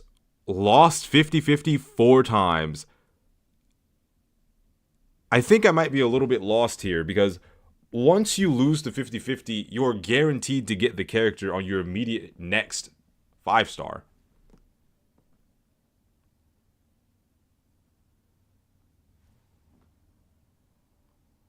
Bro broke the game. That's not how it works. He pulled on 3 separate banners, I assumed. Is bro lying for fun? I may be misremembering that one, but I never got Jane Doe. Yeah, because on the banners for Zenless, Genshin, and Star Rail, if you lose a 50-50, the next limited character you get, 5-star character you get, is in fact the limited character. You are a 100% chance of getting the character after losing the 50-50. No. Well, that's okay. Yeah. We'll just move past that. So, as a blanket statement, for Arknights in general, how do you feel about it overall, and what makes it, in your opinion, the best out of all the gachas? Overall, how I think about it, it's pretty much a fair game that people can just get into, and then people can, if they get the tutorials through and through, and they get the gist of it, how it works and how to maintain and operate each level, then yeah, the majority should be fine with playing the game, and then overall they'll start climbing up the story, and then they're able to do more and more, and then also getting their operators up and up. And but in terms, go ahead. Oh, wait, what was it? Go Oh ahead. no, I was just like, in terms of how it's my favorite above all, is just that it's more. I would say it's more user friendly, and then its community is alright. Their community is alright. I have no issues with it. There might be some people out there in the Arknights community that might disagree with you. They might even say that they're saints, even. I mean, no, there's always there's always a small minority in every group that's, rabid. That's like no one's the saints, because the majority is all right. Every community has the majority that's good, and then everyone has a community that's the small minority that's very rabid, and then brings it down for everybody else, which is annoying at times. So for the characters, just one last question for the characters. What about the characters in Arknights would you say sets them apart from the other characters in Gacha? Do you like them better than the characters in other Gacha games? I would say it's more the character art and how they portray these characters, and also when you Elite 2 them, you get to see more of how they are in their fully form, and then also that when they release skins for them, they bring more you would say world story into them, or how would you say that? A little bit more lore into them, connected to the world. Yeah, it brings them more. Yeah, it brings them more lore for how each character is, And then also they give, I would say like, it gives them life. I mean, I have even punishing gray rims or withering waves. Your characters have great art and also 3D models as well. Well, thank you. I appreciate that. They are indeed some of my favorite gotchas. I do really enjoy the art for Arc Knights. A lot of the old PNGs, they have a lot of novelty to them in their designs and the way that they're presented. I can really appreciate that. I could really appreciate that a lot, to be honest. Oh yeah, the year one operators hold their testament in terms of like it was they were the beginning operators for the first year of Arc Knights, and they had to be held high in terms of like they were the first ones, and then they were also the majority was good. There was I think there was one mid one, but that's about it. But they were all fine. Okay. They were able to attract more people into the game, and then when year two rolled in and three rolled in, more operators came in, and then more people came in. I see. All right, then. Well, thank you for answering these questions. Thank you for being a part of this community event. Thank you for being able to pick up where unfortunately Topat's mic was not able to pick up for some reason, be able to have the Yeah. conversation. But thank you very much. I appreciate that. And you can either, if you have anything else that you want to say for like a conclusion, you can either dip out or I can move you, whatever it is that you prefer. I got one question for you, and then I'll be on my way. Oh, a question for me. A question for the interviewer. Go on ahead. For Withering Waves, Oh, what would you like more of? in general? Yeah, like, or what would you like, or what event would you like to be big to give it a bang? Do you think that people will come in to play? Okay, so this answer is going to be based off of the Devil May Cry crossover that's going to be coming to Punishing Gray Raven later this year or perhaps the beginning of next year.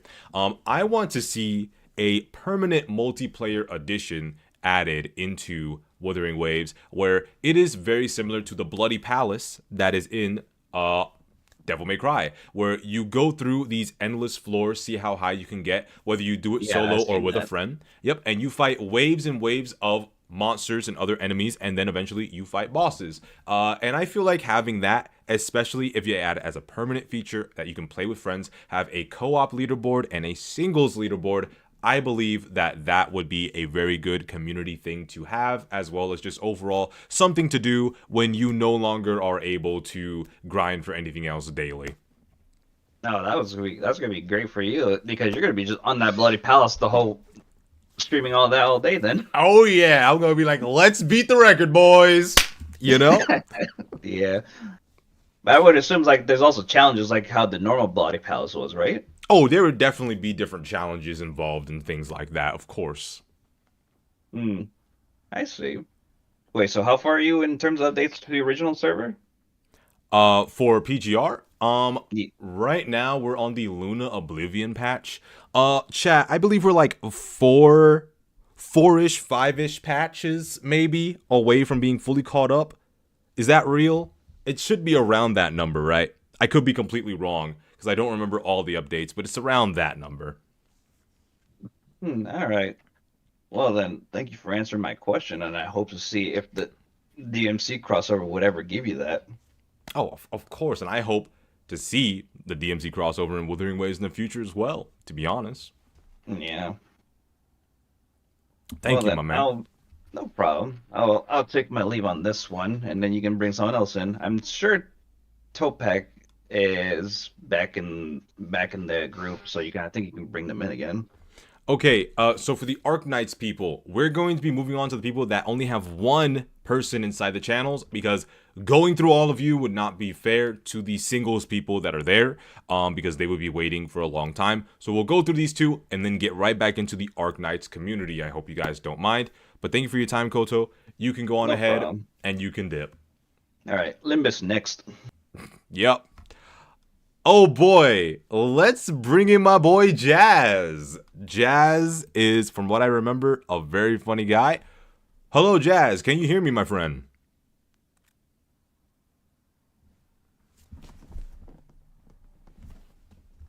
Jazzy.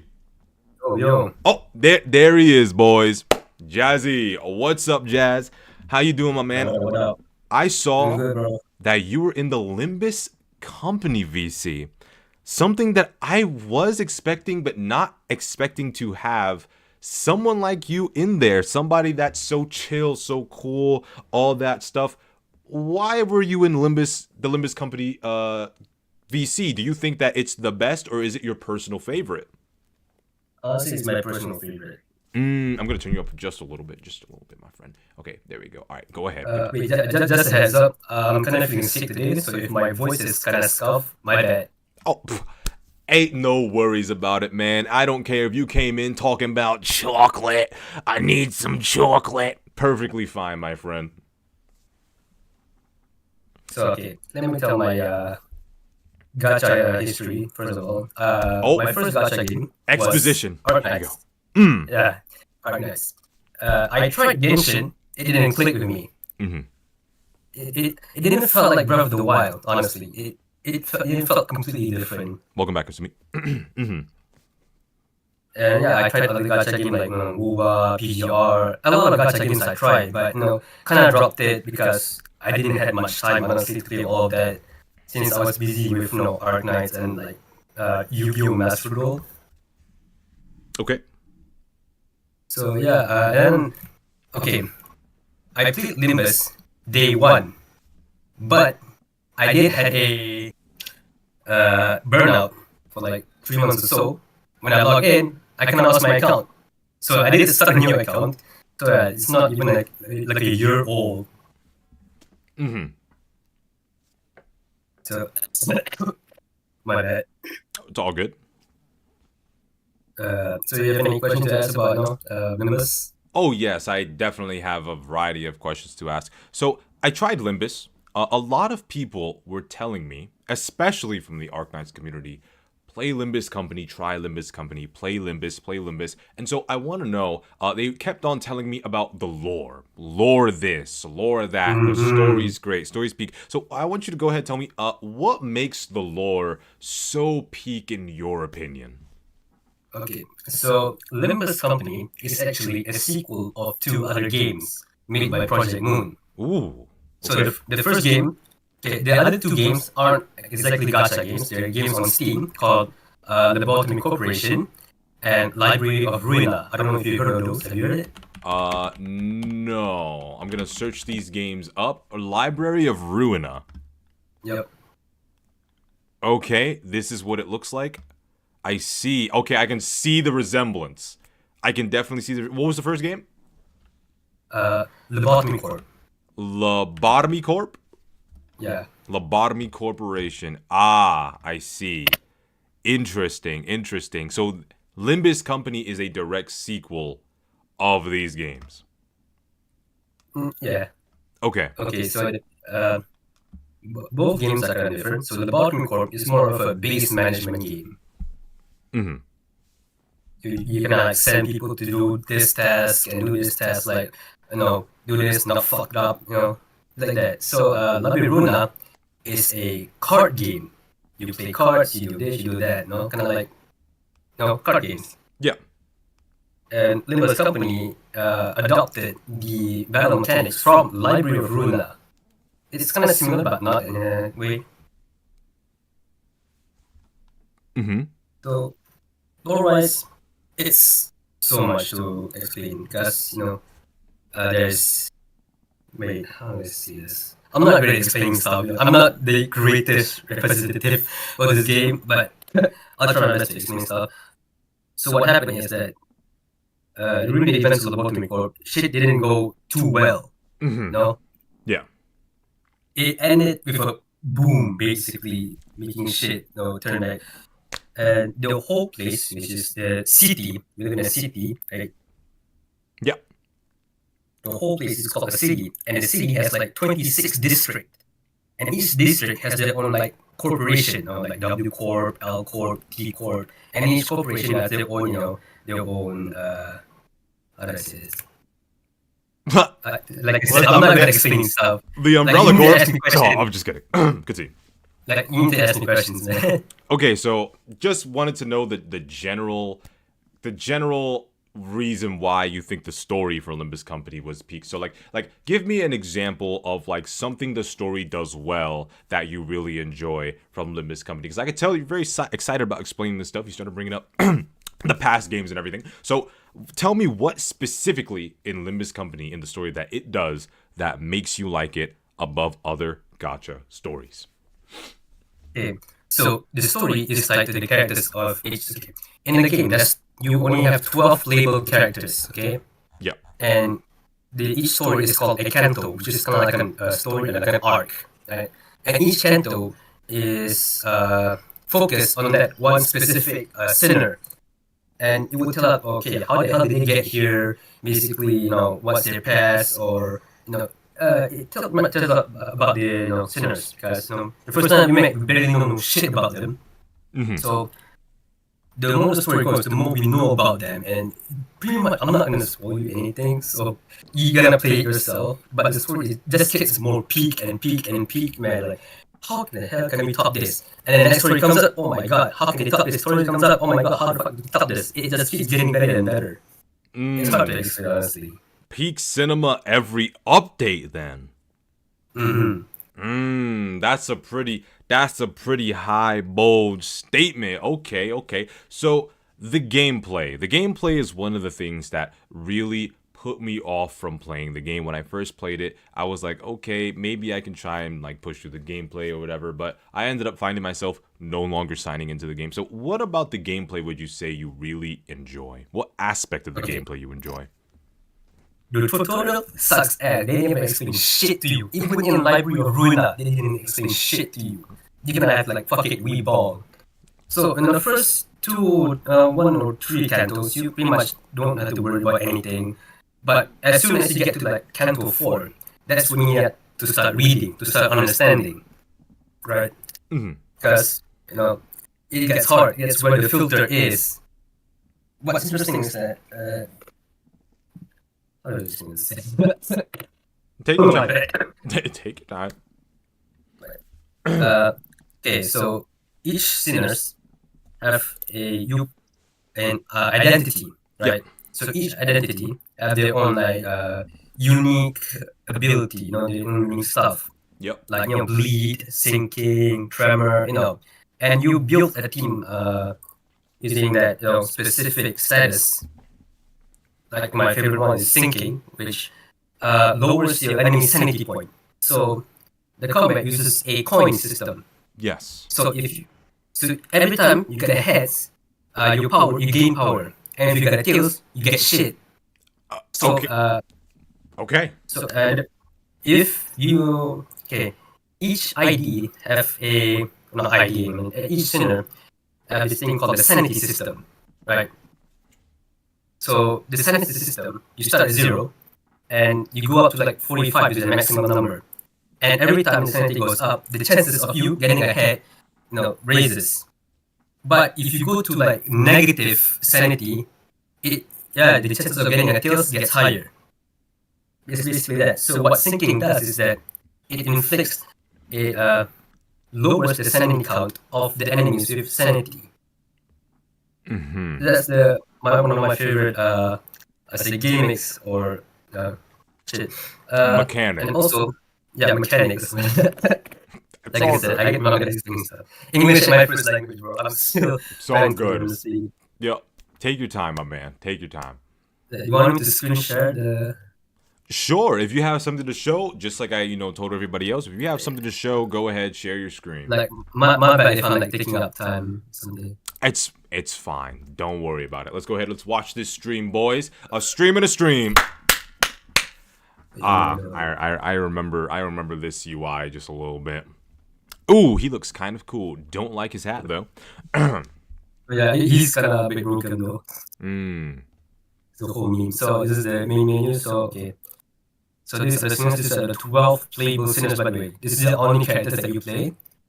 and this is where you pull. Okay, I explain you about the Quick question. So gacha. those are the Yeah. only characters in the game. Yup, the only playable characters in the game. Wow. Okay. Only 12. Interesting. So, like I said, this is my syncing team. Okay. So, let me show you this. Like I said, this one in fixed syncing. This yada sync. Fixed SP means that they pretty much reduce the sanity points for the enemies, and it makes them raise more get more tails, so they don't get more power points to clash over you. So what's more, the cool thing is that they have this thing called the clashing system. Uh-huh. So it's also taken from Library of Runa. Mm-hmm. So basically, if you and your opponent attack each other, they will have this thing called clash. Yeah. So basically, it's a battle of numbers. The high one wins. Right? Each time you clash, if you win, the enemy will lose a coin. And every time they lose a coin, until they run out of coin, you will get to attack them. Mm-hmm. You get me? Yeah. And then there's these do they show it here? Okay, they don't. There's this thing called stagger. So the thing about stagger is that once you get this, when you have health bar over this one specific bar, it will become staggered. Once they become staggered, they will become weak to every single attack. Then pretty much they take double the attack, and you can't do anything. Mm-hmm. So that's how they get all the burst damage over there and stuff. Yeah, that's that. There's so much to explain, but I just stop here now. Otherwise, guys just get too overwhelmed with it. Yeah. If you end up explaining everything, it's Yeah, all gonna there's go too over my much to head. There's Yeah. too much to explain, bro. Yeah. So I see. So you just love the various systems that they have at play whenever you're Definitely, going yeah. in. You love how there are the certain team builds that you can do. You love how essentially you have these certain play styles you can do that really allows you to control the flow of the battle. I understand. Okay. I get it. Okay. So the characters. There are only 12 characters in this game. Yeah, Interesting. so playable characters. So, okay, so the playable characters, I assume, obviously they all have their own variants that you can, I assume you can have multiple of the same character, but different variants on the team, right? Yeah. Okay. So, so who would you say is your favorite character? My favorite, that would be my boy Jisang. Okay. The thing about it is, Isang is actually similar to Korean word, which means to ideal. Mm-hmm. And in the entire story, they always make a pun about that. It's just kind of hilarious. I see. And also because most of his his identities, are just too good. This is like, I'll show you. I think my this guy favorite here- one has to be the chick with the This katana, guy? personally. Oh, so I see. This guy here Mm-hmm. is too OP. What makes him too OP? And his clash power, and two, the fact he can be fit in any team. Like he goes well with any team. Doesn't matter if it's like tremor, charge, bleed, or like sinking. It doesn't matter. It's that he's too good, right? And it Yeah. became a problem. Mm-hmm. It was too good and it became a problem. So What did they end Naruto, up doing? Did they nerf him? they did not nerf him. Okay, makes sense. So he's the most powerful ID to this day, and that almost happened again with this guy. Full stop off his Heathcliff, but at last minute they actually kind of nerfed him a bit, so he won't be like him again. Wow. Okay. Interesting. So what would you say that Limbus Company has aside from its gameplay aspects you enjoy, aside from the characters? What else would you say in it? I mean, you could talk about the gameplay or the characters if that is the reason. What would you say that sets it apart or above the other gachas? If you were sneezing, bless you, my friend. Okay. The one thing that is very different from other gacha games is the gacha system. Mm-hmm. Because why? It has no pity. No pity. No PD at all. Everything is completely random. No matter how much you pull, it's completely random. Unless you get to like 200 pulls, or this you can exchange for the in-banner characters right here. So it's Nikkei's system.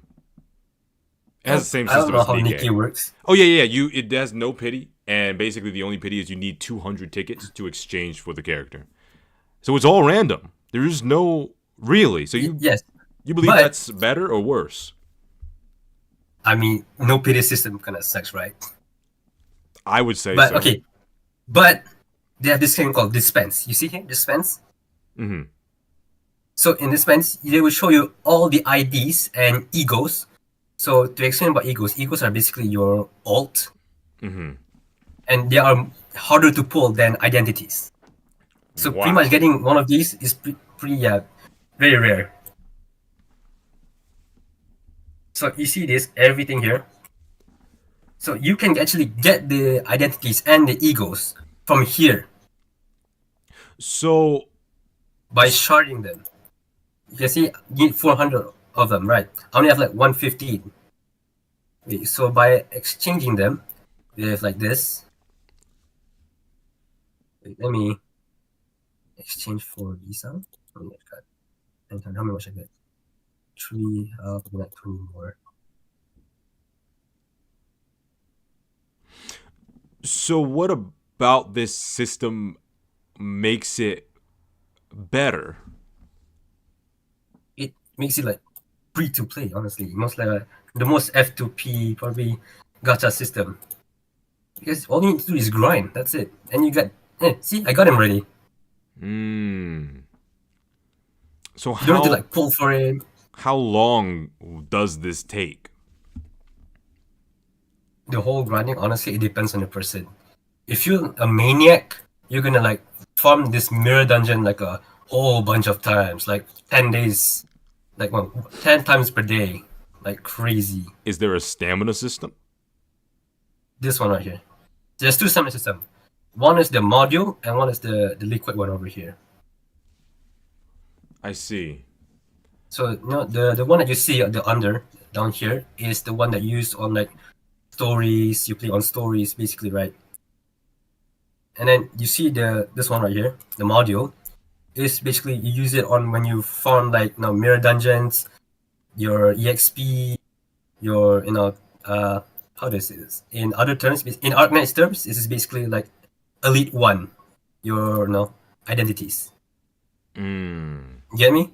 I get you. Kind of. Yeah, Yeah, that's I it. get you. This is interesting, and also you came at a great timing because now we're currently having a I said the limited time banner, which is this one, or Produce Night. It happens twice each year. So this specific identity, is actually from Library of Ruina. Mm-hmm. So each War Purgis, they would do a character or identity they take from past games like Lobotomy Corp or like Library of Ruina. Like right now, it's from Library of Ruina, which is the full stop office. Their specialty is using guns. I see. Yeah, that's pretty much it from. That's unless you want any other questions to ask. No, just a general statement as I ask everybody, like a general end statement. What would you say is like your general way of wanting to describe the game, or how much you like the game, or like just your general consensus on the game for Limbus Company personally? Pure insanity. Pure insanity. Yep. Full of brain rots. Full of brain rots. Yep. Once How- you get into the Limbus community, it's gonna be full of brain rots. Every time you hear the word black silence or like the red mist, will go crazy. So, would you say Limbus Company is the most brain rotted community? I mean, not because our community is like small. Not a lot of people play, PM games.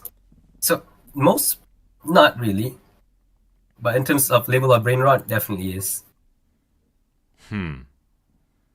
Okay. Well, you definitely dumped a bunch of information on us. We I wish I can like dump to more, but yeah, it's such a short time, by the way.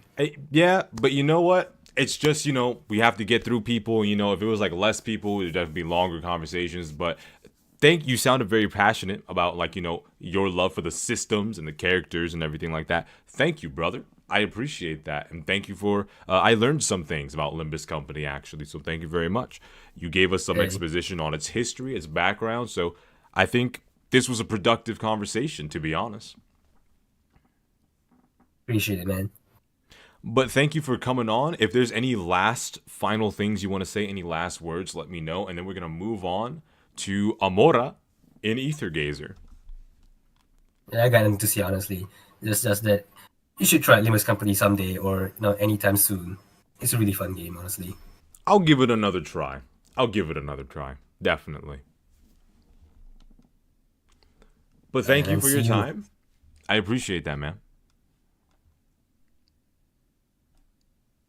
Hello? Yeah. Yeah. Oh, he's gone. He's gone. He left. Okay. Well, let's go ahead. Bring Amora in here. Amora, my friend? Yo, can you hear me? Yep, I can hear you, brother. Turn you up Hey. a little bit. There we go. Ethergazer, huh? That was actually one that I was not expecting. I was expecting maybe one in Girls Frontline, one or two in Nikkei, maybe one. We have someone in Blue Archive now. All right. Okay. Yeah, the funny game. The funny game. Boy, So, yeah. Ethergazer, my friend. Yep. So, why did you choose Ethergazer? What about Ethergazer Well, that made you want to be in it? I was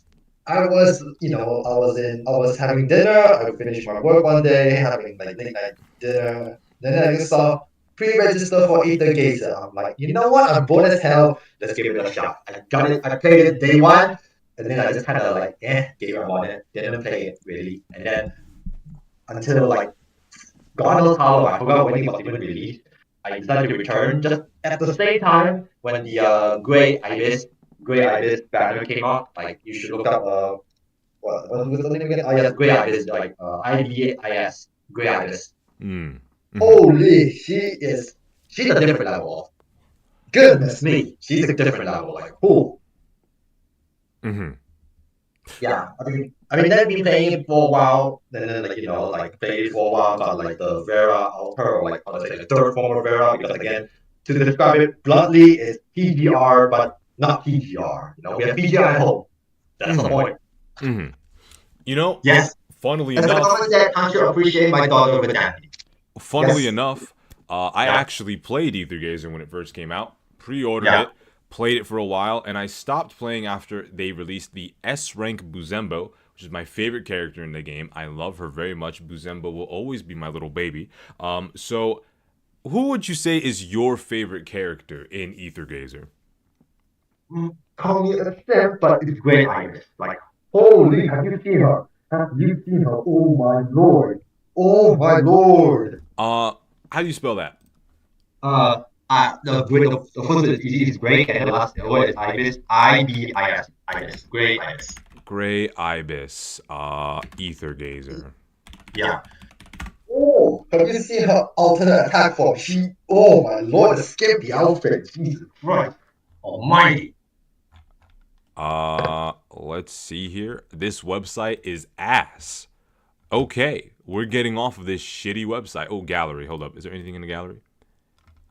Okay, it's not going to show me anything about her. Okay, let's just go over. Here we go. This should be better. Gray Ibis. You know what? I'm just going to risk it. I'm just going to go into image. You just go ahead. You're gonna love it. So this is your favorite character. Okay. Yeah, she has an alternate attack form, and oh man, it's perfection. So would you say that you're a little bit of a gooner for Gray Ibis? Yes. Yep. I see. Jesus, that ass. Oh, those thighs, man. Like, god damn. And she's flirty, I would say. Like, she's flirty to your main character. I think it's the Administrator. I don't know what it's called, but yeah, she's kind of flirty because she kind of knows you. She knows you. So, yeah, this ain't much. Right. Sorry, got a little bit distracted with something. alright. Um Yeah. that was an interesting picture. Okay, so Ibis, got it. So Ether Gazer's story, how would you say it stacks up against other gacha games stories that you have experienced before? I played Ghost Frontline 1 and 2, I played Arknights, I played Genshin, I played Starville, I played I think let's see, I already talked about Starville, I played a bit of Honkai Impact 3, Blue Archive. The story, I didn't really care much about it, to be perfectly honest, because like I kind of find it like, not the strongest point, really is not the strongest point, but it's workable. It's workable. Uh, Repeat that last part. What's it again? Repeat that last part you mentioned after the Blue Archive part. Blue Archive, I mean, like, the story is not, I don't really care much about the story, like, I'm more about the gameplay. The story is meh for me. Oh, okay, you like the gameplay. Okay, I got Yeah. you. Honestly, something that people don't know, one of the only reasons I play Blue Archive is for Shiroko Terror. Love Shiroko Terror. Yeah. Her banner's coming out on Global soon. Can't wait. Kuroko. We call her Kuroko. Yeah, Kuroko. Love it. Kuroko. Okay, so Ether Gazer's story compared to those, it's meh or good, better or worse? Meh. Again, Meh. I haven't read much of the story, so I'm just calling it meh for now. Okay, so the gameplay, you say that it's punishing Grey Raven at home. I've played it, and I think I can attest that that is a very accurate statement. Yes, you're right. What would you say you enjoy more, however? Ether Gazer's gameplay or PGR's gameplay? Let's see. The gazer you got your AI buddies to back the fuck up. Yep. In punishing Raven is just a solo op, but I think both of them are enjoyable in their own aspects. Like both got their own challenges, both got their own like level of niches, Mm-hmm. So, quick question: with the AIs that help you, would you say that in this regard, in this specific mechanic, would you say that you're looking forward to Enfield's mechanic of having your AI compatriots backing you up in a fight? That is pretty interesting. Like currently right now, I have Grey Ibis in my team, and she fucking does 70 or 60% of all the damage they total. Like in the fight, she does almost all the damage. So like, you know what? I really don't mind if I have an AI controlling this stupid broken ass unit, because that just makes my life easier. My life easier, your life easier, everyone's life easier. Okay, so you said that you've been playing since day one, but you took a break? Okay. I did. I played day one, and then I failed to get the first banner, and then I'm like, fuck it, I'll stop. And then for months, until Grey Ibis came out, I returned to the game, and then boom, I got her, and then yeah, I'm playing right now. Okay, so what would be some aspects about the game in terms of maybe like grinding or events or anything like that that you say you would really, really like, that you do really like? I mean, the grinding is okay, not gonna lie. The grinding is okay. I mean, there's like the dorms and stuff. The combat is satisfactory to say the least. Like when you hit that zero time, oh, now you know you're in some. Now you know that enemies is a feature. But yeah, especially with Grey Ibis. Again, Grey Ibis appreciation with her, she hits them. Okay, so for the gameplay, did the update come out? I saw recently on Twitter, maybe last week or a couple of days ago, that they are indeed adding mouse support for the PC client to be able to fight with the mouse and using movement for the keyboard and stuff. Did they apply that, and how is that working out for you if you're playing it? I play on mobile, so PC, I don't know. I don't know. Okay. Let's see here. Hold up. Let me see something real quick. So somebody says, tell me if you agree with this, by not Dr. Leto. Doctor, my bad. If you want to enjoy Ether Gazer the most, try solo charactering the entire story. Do you agree or disagree with that statement? Okay, well, some of the story they force you to use your character, but for the most part, I haven't played too much of the story yet. So right now, me with Grey Ibis, I could probably solo most of the story, so it's okay. But again, I just said, the spaces for the team members, why the fuck not? Why not be overkill? You know, overkill better than no than underkill. You know, understand? Yeah.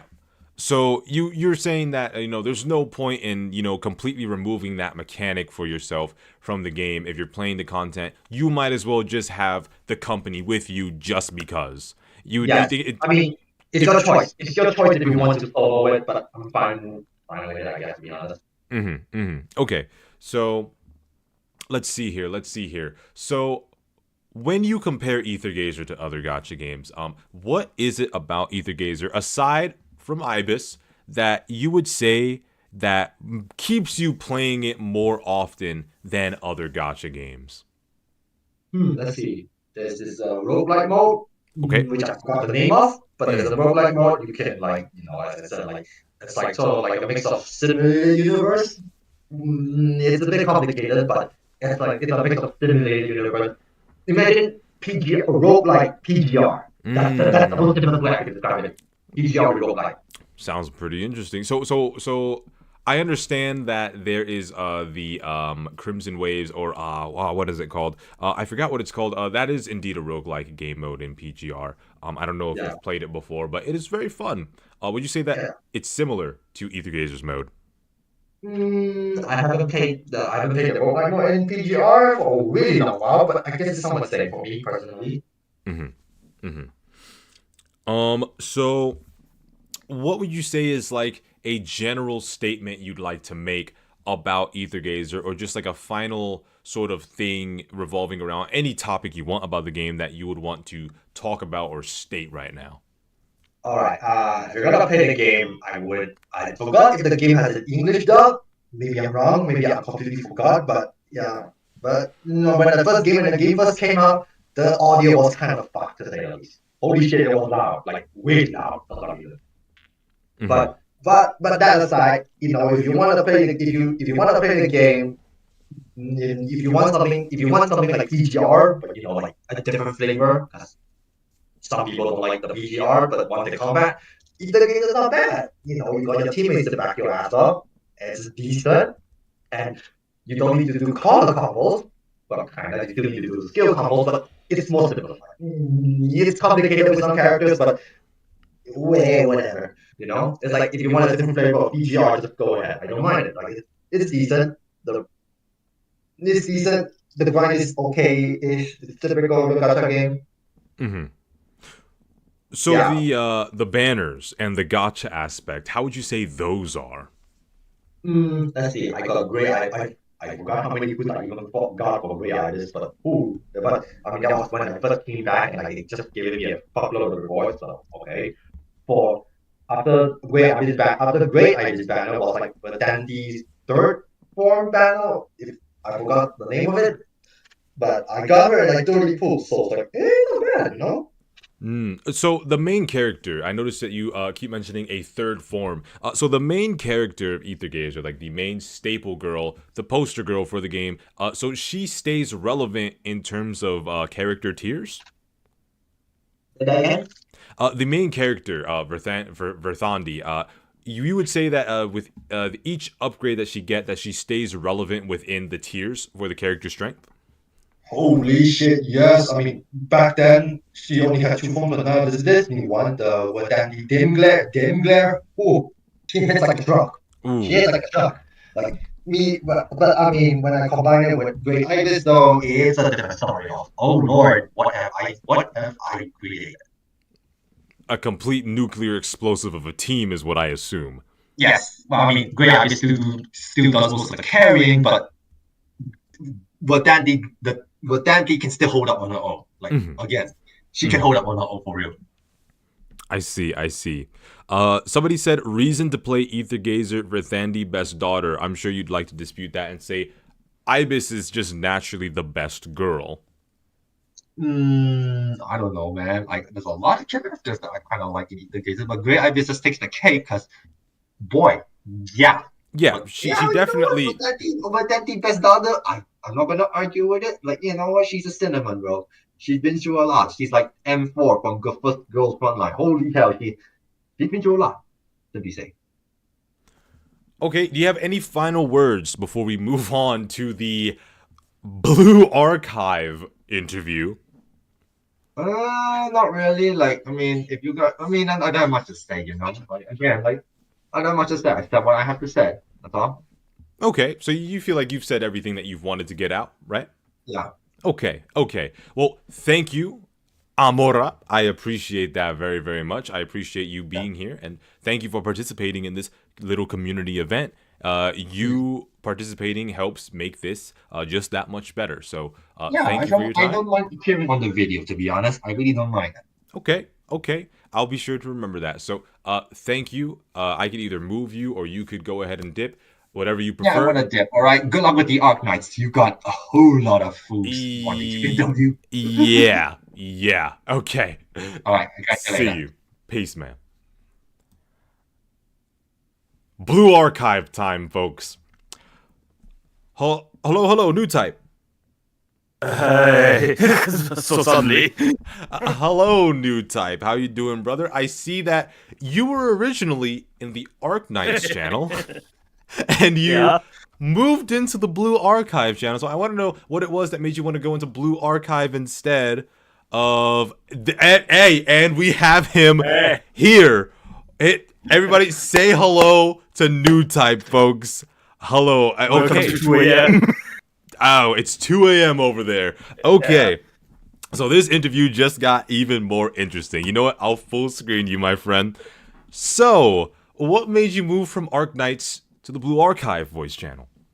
So I saw with a lot of people on Agnes already. I trust the community to represent it well. And I was like, my second favorite gacha game is Blue Archive, and nobody is representing it. So I was like, I give it a shot. Okay. Gonna give it a shot? Sure. Okay. So, so you were already in Arc Knights, so I already know that Arc Knights was going to be your original thing you were going to do. So, what about Blue Archive that makes it your second favorite gacha game? So there's actually like a lot I love about Blue Archive. Aside from like mainly it's the art and how it represents the story, because like I love Arc Knight's story, but it doesn't represent the story particularly interestingly. I want to say it can get boring at times. That's why I rather like read it on like a text website. Blue Archive does it a bit better with like the models that are like shown with like animations and like facial expressions.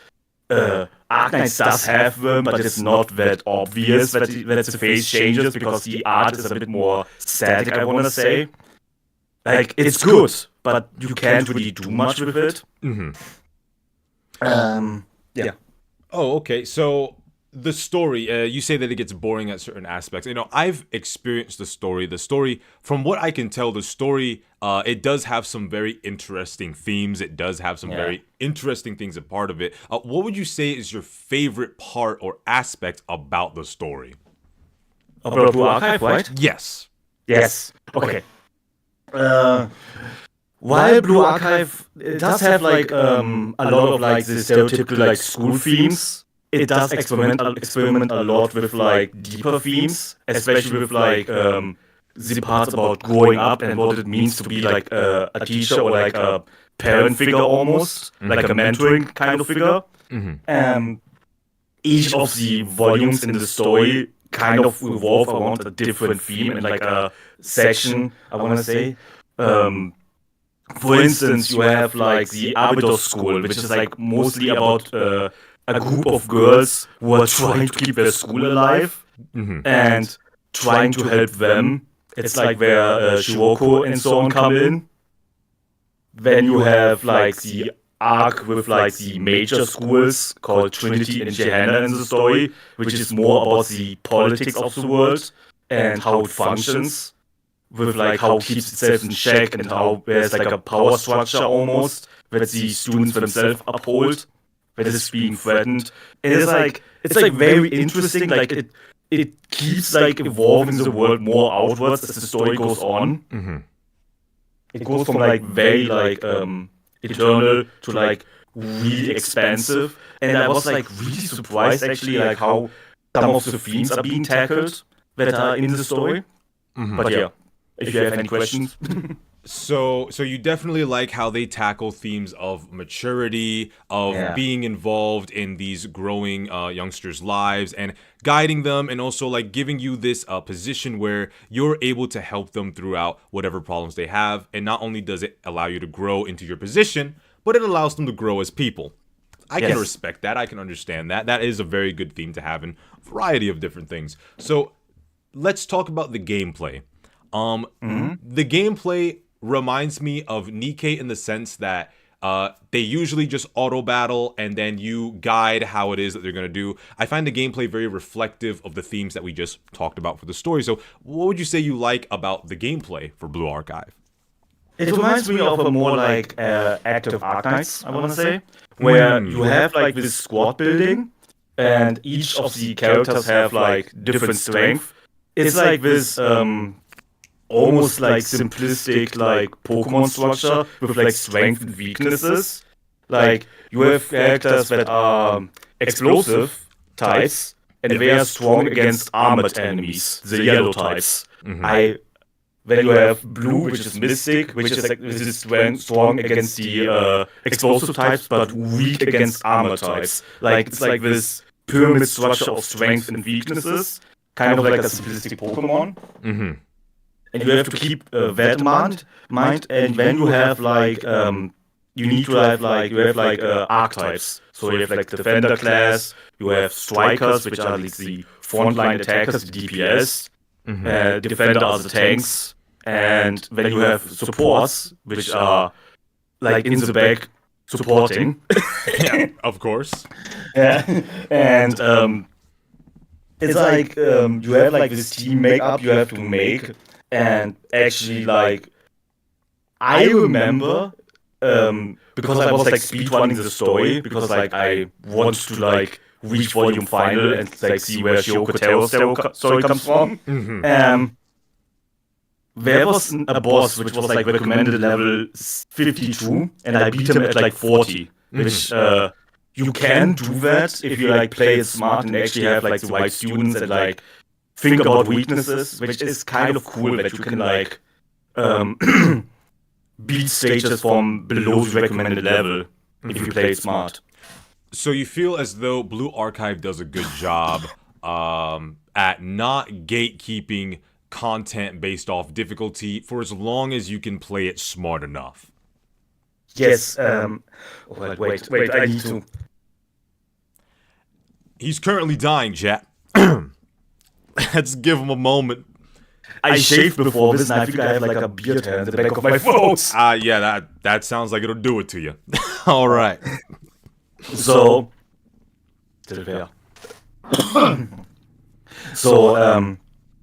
what I did like, they introduced this thing apparently that I only like recently joined Blue Archive and like really got into it.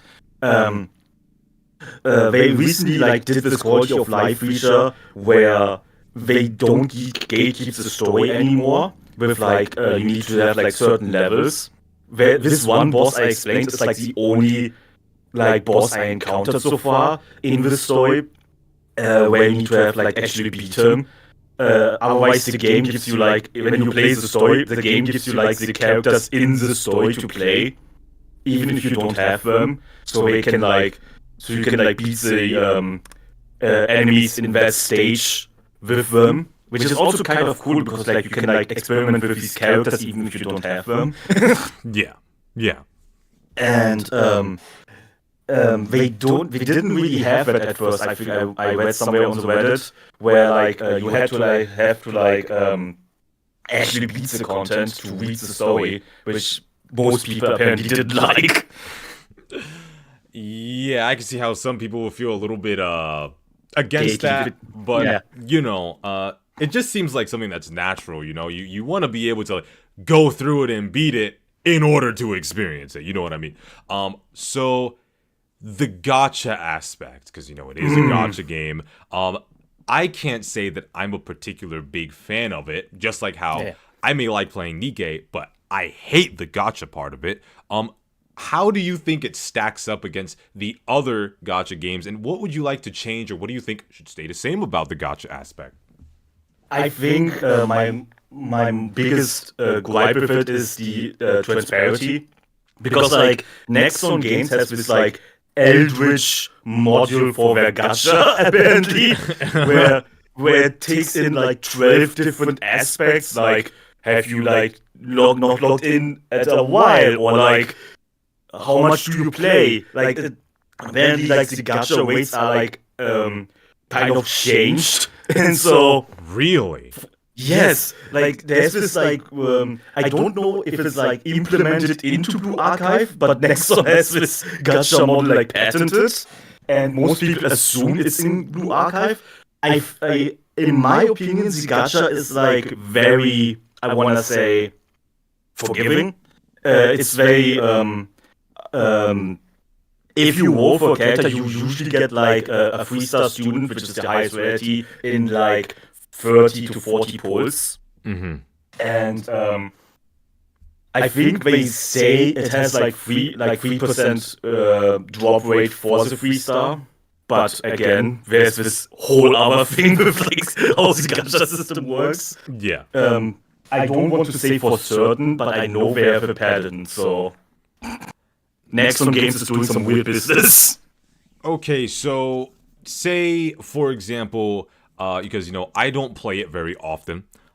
So obviously one of the characters, well, probably the only character that I really care about a lot is what they call Kuroko or Shiroko Terror. And I'm wondering, she's coming to global soon, and as somebody that doesn't play very often, would you say that Nixon is going to be like, this guy doesn't really play, let's fuck him out of getting the character?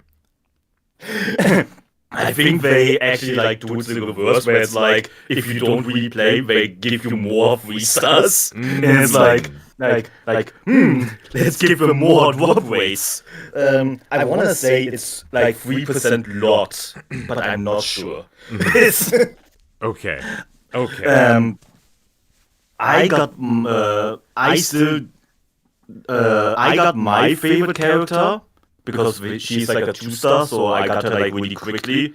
But I still don't got her skins. The skins in Blue Archive are like unique students. So like unique characters. It's not like skins applied to the base character. So you need to like actually roll for them too, which is kind of interesting.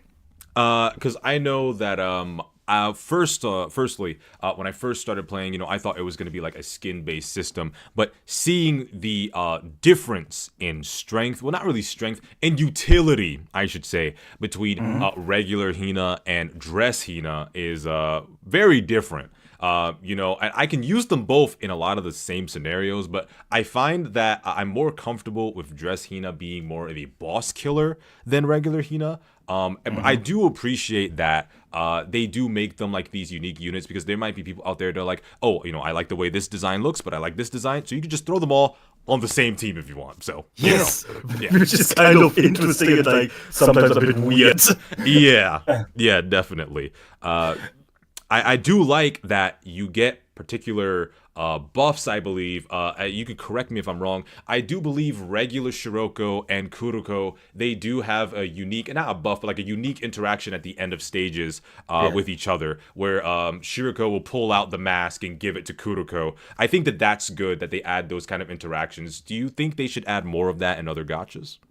Yeah, it's very interesting. I was about to say, there are these two characters which are twins called Midori and Mumoi, and if they beat the stage together, they will always do their pose like mirror to each other, no matter where you placed them in the squad, which is a kind of cool and like a cute interaction. Yeah, I would like to see like a lot of like. Blue Archive has some strengths I want to see in more other I was about to say Arknights, in other gachas. Yeah. And for instance, as I said, the story, how it's presented, some of the quality of life features. For instance, you can get Kina for free, which is amazing. Yeah. She's fucking strong. Yeah. Like, I was like, when I learned that you can get her for free, I was like, oh my god.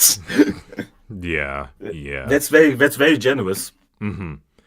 So before we get to your in general just final statement about the game, so obviously every single gacha game has a reputation when it comes to the community. And do you think that it's fair per se that if somebody enjoys playing Blue Archive, that they should be ridiculed in the same fashion that they would the more toxic or weird side of the fan base? Yeah. Okay. So I want to say 99% of the people I meet and talk to are just aware of what the community is like, what's talked about, and it's like inside jokes in the community almost. Of course, there's always gonna be like bad sheep in the community. Every community has them, and sometimes I feel like I do meet some weird people, but it's like in the end, everybody enjoys the game different from a different aspect. I'm not a simp. I'm not a gooner. I never look at characters sexually, so it's like I play games for story and like lore reasons mostly, and so I can understand like the interest some people have in characters like that, and it's like if you want to play the game for that reason, or if you want to show your support in that reason, if it's safe, if it doesn't hurt anybody, go ahead. Yeah, yeah. I can see where you're coming from with that. I can see where you're coming from. A lot of people have their own stances on like, certain things when it comes to Blue Archive and stuff. I think that it's okay to enjoy these types of games like in a healthy manner. Like, don't hurt anyone, don't do anything illegal, and I think that you don't need to be openly weird about these things. You don't have to go out there and be like, I can't wait to be a teacher in real life. You don't need to say these things, all right? I can't wait to be a teacher and to abuse my power. Yeah, literally, just don't be a weirdo.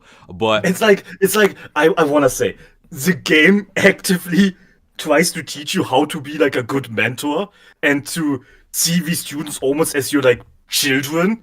So it's a bit weird to then like be like, hey, I can't wait. Yeah, no, that's not something we need to strive for. But moving on from that, as a very end general conclusive statement from you on Blue Archive in general, what would you like to say about it?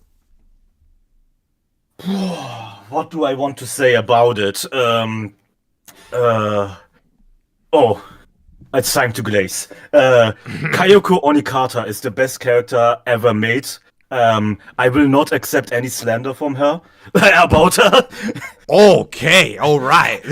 He's standing on business. Okay. If anybody tries to make like Kayoko slander, I will come to your house. Like. In game, of course, chat. In game, of course. I was actually about willing to pay like 200 euros to get like a hoodie, like as merch sent to me. It's insane. Hey, well, we know where he stands when it comes to Kayako. Hey, but yeah, thank you, man. I thought I was gonna end up having a super memey conversation with someone about this game, but it was actually a lot better than I was expecting. So thank you for that. I'm trying to be informational, informative. Yeah, I've spoken to you before. You seem like a intelligent, well-spoken guy. So thank you for stopping by. I appreciate it. You just made this whole segment a whole lot better. Thank you, brother. Thank you very much. Have a good one. Oh boy. That part of the video is definitely going to have a lot of people commenting, probably. Hey, it is what it is. Mike's good, I guess. Okay, so his mic, Topat's mic should be all right. Should be a little better. Let's go through the last. These are going to be the last people I'm going to be interviewing. We're going to be doing Topat. We're going to be doing this guy. Just spectating? Okay, we just skip that. Doing Crabs. Doing V. Let's do this. Let's bring him in. Okay. Here, let me bring him down here, and then let's bring him in here. Topat, brother. Are you there, brother?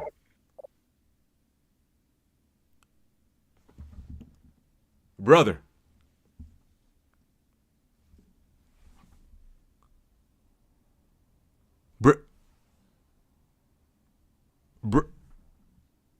Brother.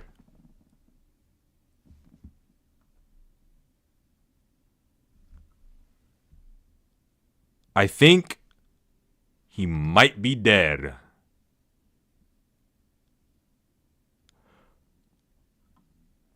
Okay. Oh. Oh.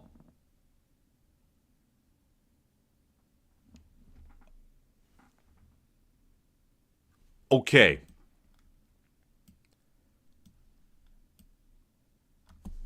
Mr. Krabs, are you there, brother? Hello? Hey, Oh, I got kidnapped. Yeah, hello, Mr. Krabs. How are you doing, my Hello. guy? How you I'm doing, doing brother? good, man. I'm doing good. Okay, you're one of the doing good. you're one of the last people, second to last person to be interviewed for the Arc Knights segment. We had to go back in there, so you know what? How you doing? Why is it that you decided to pick Arc Knights as the thing, the gacha that you believe is the best that you wanted to represent? Well, now, admittedly, I feel like I haven't had as much experience in terms of gacha games in comparison to everyone else. Mm-hmm. In the sense that I've only started playing gacha games around 2019. You know, when the pandemic started to start.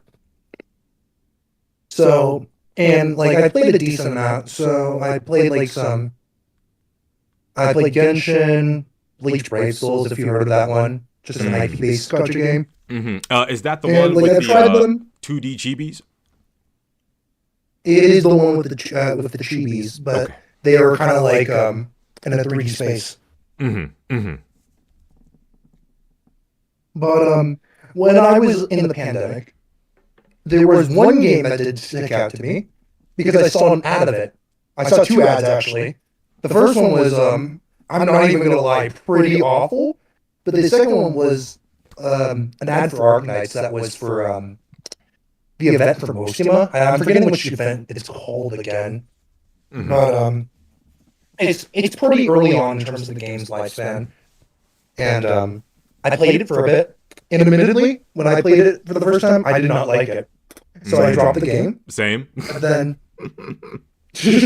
but I came back 2-3 years later. I see another video of Arc Knights pop up, and I'm like, it's a 3D animation, right? This is for if I'm correct, this is for the Ultra event, the Chen Ultra event, Summer Chen.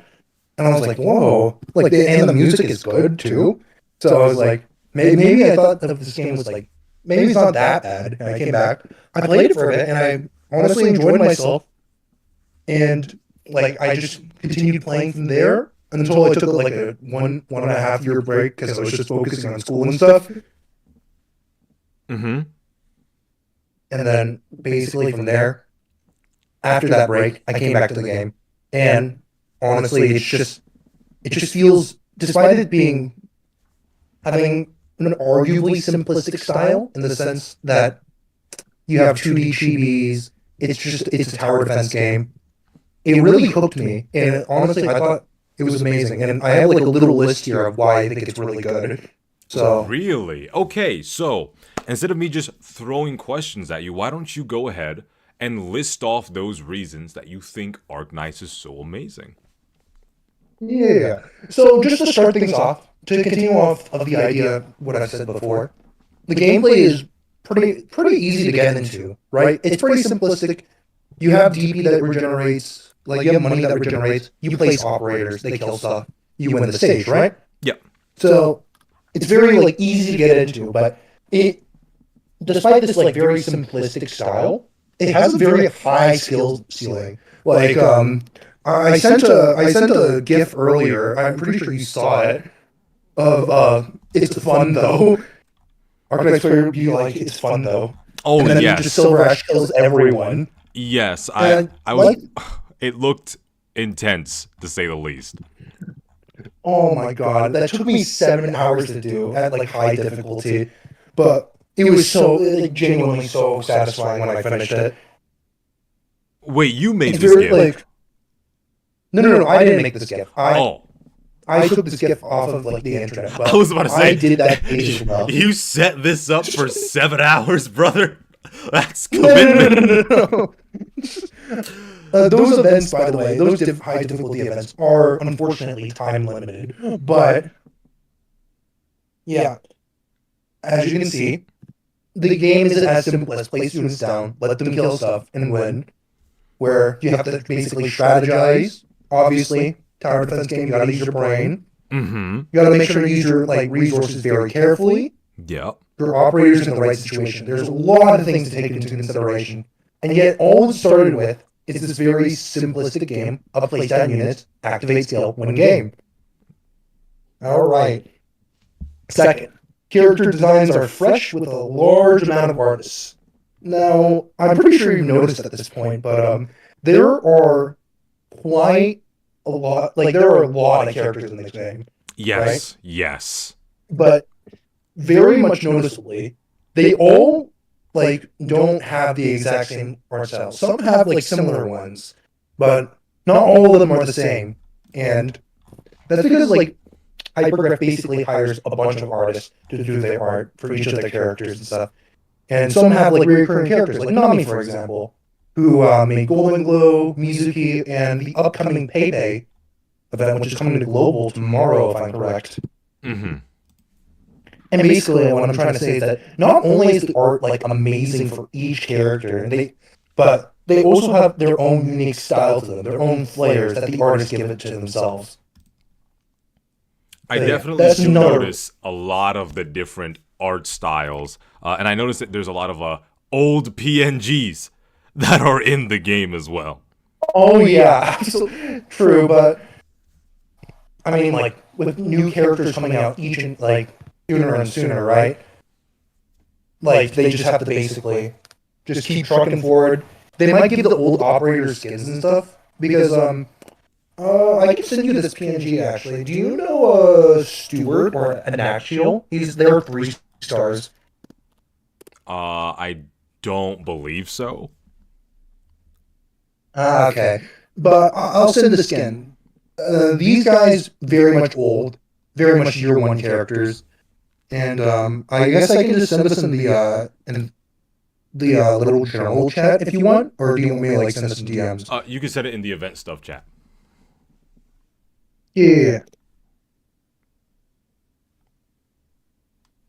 And now it's not like really updating his old art, but it's more so giving him the skin to like, you know, bring back the life to the character, if you know what I mean. Mm-hmm. Mm-hmm. Do you think that this is better to do rather than to just update the actual PNGs? Well, I feel like for them to update the PNGs fairly, they would have to update every single character. And now, in the player's perspective, if they did this, this would be a great move. However, I feel like this would be extremely unfair to the artists themselves. Mm-hmm. Especially since, you know, they got to work on the next character and possible skins down the line and stuff. And they also have their own life, their own, like, different job opportunities, right? So it isn't just Hypergraph. They can't just, like, hire them full-time. Mm-hmm. But do you think that it would be, do you think the community would appreciate it a little bit more? Like, for example, another gacha that I played on the side doesn't particularly feel like a gacha after you know, get certain characters, but Guardian Tales actually revamped all of the characters' art styles from before that aren't new, and even proceeded to add more updated art style for even the new characters. So do you think that it's something that the community would still be able to appreciate? Like, sure, it might be a lot more work for, you know, Arknights to do, because there's way more characters in Arknights than in Guardian Tales, but like, if they did it, would it be something that you would appreciate, or do you think it just would not have been necessary to begin with? 100% they would appreciate it. Mm-hmm. Like, I feel like the Arknights community loves a lot of things about this game, and so do I. As we are only like 20% through the list, not even 20%, like 10-15% through the list. But yes, I definitely think the community would appreciate it a lot. Mm-hmm. But there are some artists that do a lot of characters, so I feel like it would be unfair to them. But if Hypergraph and if the artists agree to do it, I think it'd be just a great gift to them. Yeah. So yeah. Mm-hmm. Because I know, what's her name? I believe her name's Liscarm. Is it Liscarm? I would love to see updated art of her. To be honest, because I do like the character very much. I'm pretty sure Liscarm's the one with the shock shield. I believe so. Yes, I believe she's voiced by the same voice actress that. Maybe I could be wrong. voiced Alpha, I think. I don't remember. I think I saw her voice actress was doing someone in Arknights. It could have been Liz Carm. I could be completely wrong, but I do want to see an updated version of her PNG. Yeah. Honestly, if I'm being honest, I really hope they do that, even though I feel like it is a little bit unfair to the artists themselves. Mm-hmm. But still, Yeah. I think it'd be, in general, very good move for the players and very good move for Hypergriff, as people might be more interested in these other characters other than the brand new spanking character, right? Mm-hmm. All right. Next one. Yeah, let's move on in the list. Yes, I think you personally know this, but I feel like the community is very inclusive. I know one of them said that they thought the community was okay, Mm-hmm. but from what I've seen and how the community treats content creators, they seem to like genuinely care about like their new experience about what they do. That's why you always see like Archetypes players talking about like giving people advice to stuff. And maybe one could say it's a little bit too much because sometimes you're just saying words and they're just saying words and you just don't understand what they're saying. But it's the thought that matters, and Yeah. they genuinely put a lot of effort into supporting these creators. Something I will like, say is, out of all of the games that I have like dipped my fingers into and such and have made content on, I do believe, and I do believe this is a undisputed fact, that the Arknights community is probably the single most active community within my Discord and just within the Shoe Gang in general that I've seen in recent times. So, you know, I really do appreciate all like the support they do. They're always some of the first people in my streams. They're always like looking forward to like what could be next. And they're always saying things like, oh, you know, we welcome you into the community. You are part of the community and things like that. And I know we have discussions about how, you know, even if I don't get the Enfield beta access key, I would rather it go to... Sorry, I can't hear you right now. Give me a second. Oh, we got some technical issues. Yeah, I can hear you. Sorry. There we go. It's my AirPods. I bought off-brand AirPods and they kind of suck. So that's what happens when you order from Team. Sorry.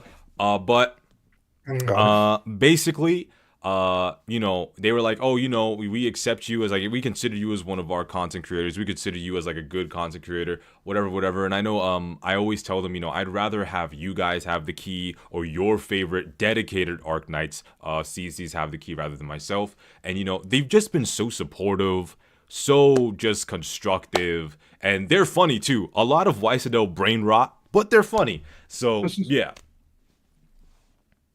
Well, I mean, you gotta hand it to, you know, your charm as a YouTuber. Because, like, when I saw your videos for the first time, if I'm being honest, the first thing that came to mind was like, damn, he's got a good voice. If I'm being 100% honest, that's the first thing I thought of when I watched one of your videos for the first time. Hey, thank you, man. I appreciate that. And, like, you know, you're also funny as well. Like I said, there's a lot of, it's not just us as a community, but you as a person as well. But I would like to add a caveat to what I said previously about the community being very inclusive. There have been cases where there's been like drama strung around, and like the community is very much against that type of drama. Mm-hmm. Like you've seen the Tectone situation. You probably don't know about Box 2 because that one's a little bit smaller. Mm-hmm. But both of them just randomly brought drama for the sake of it. Like Tectone, he says it himself. He brings drama just to get just to farm content out of it.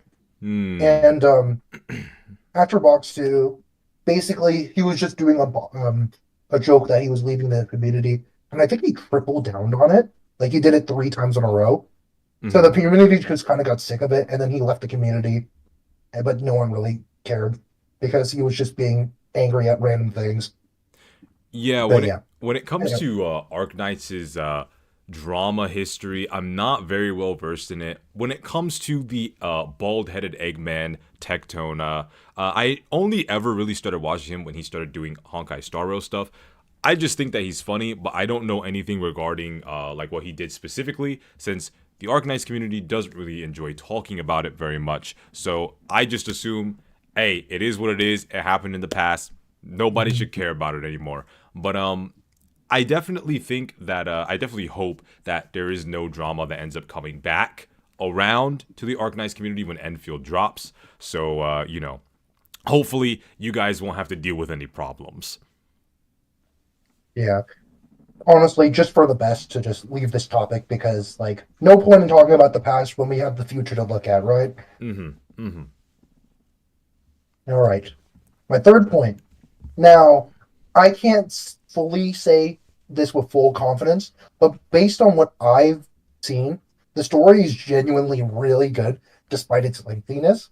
Like, I'm not sure how much of a story reader you are, since I've only gone into your community decently recently, but from what I've read, it's like genuinely a really good story. Like the characters feel almost alive in a sense. Like the story I read was Il Sirakusano, and like Ooh, yeah. you know, I don't want to get it too. I don't want to get into spoilers, but there is a lot of twists and turns, and like honestly, it was just it genuinely hooked me. Like I just couldn't stop reading it, and it turned out it was pretty decently long. It was like over 100,000 words, if I'm correct. But Wow. I will say, if you ever do plan on reading the story, I hope you have good reading comprehension skills because if I'm correct, chapter 14 has almost 200,000 words. So that's like a quarter of the Bible. Brother, So don't mean to toot my own horn. People may not know this because they will not know this. They may not have assumed this. I may sound like I am a ghetto tart, but best believe that I was a part of AP college level English and I was a part of regular AP English and all those good things. And I did a lot of great English and reading comprehension stuff, wrote a lot of practically perfect essays back in high school and stuff like that. So I think I'm pretty good when it comes to reading and understand stuff when it comes to story. So, hey, I think I'll be fine reading it.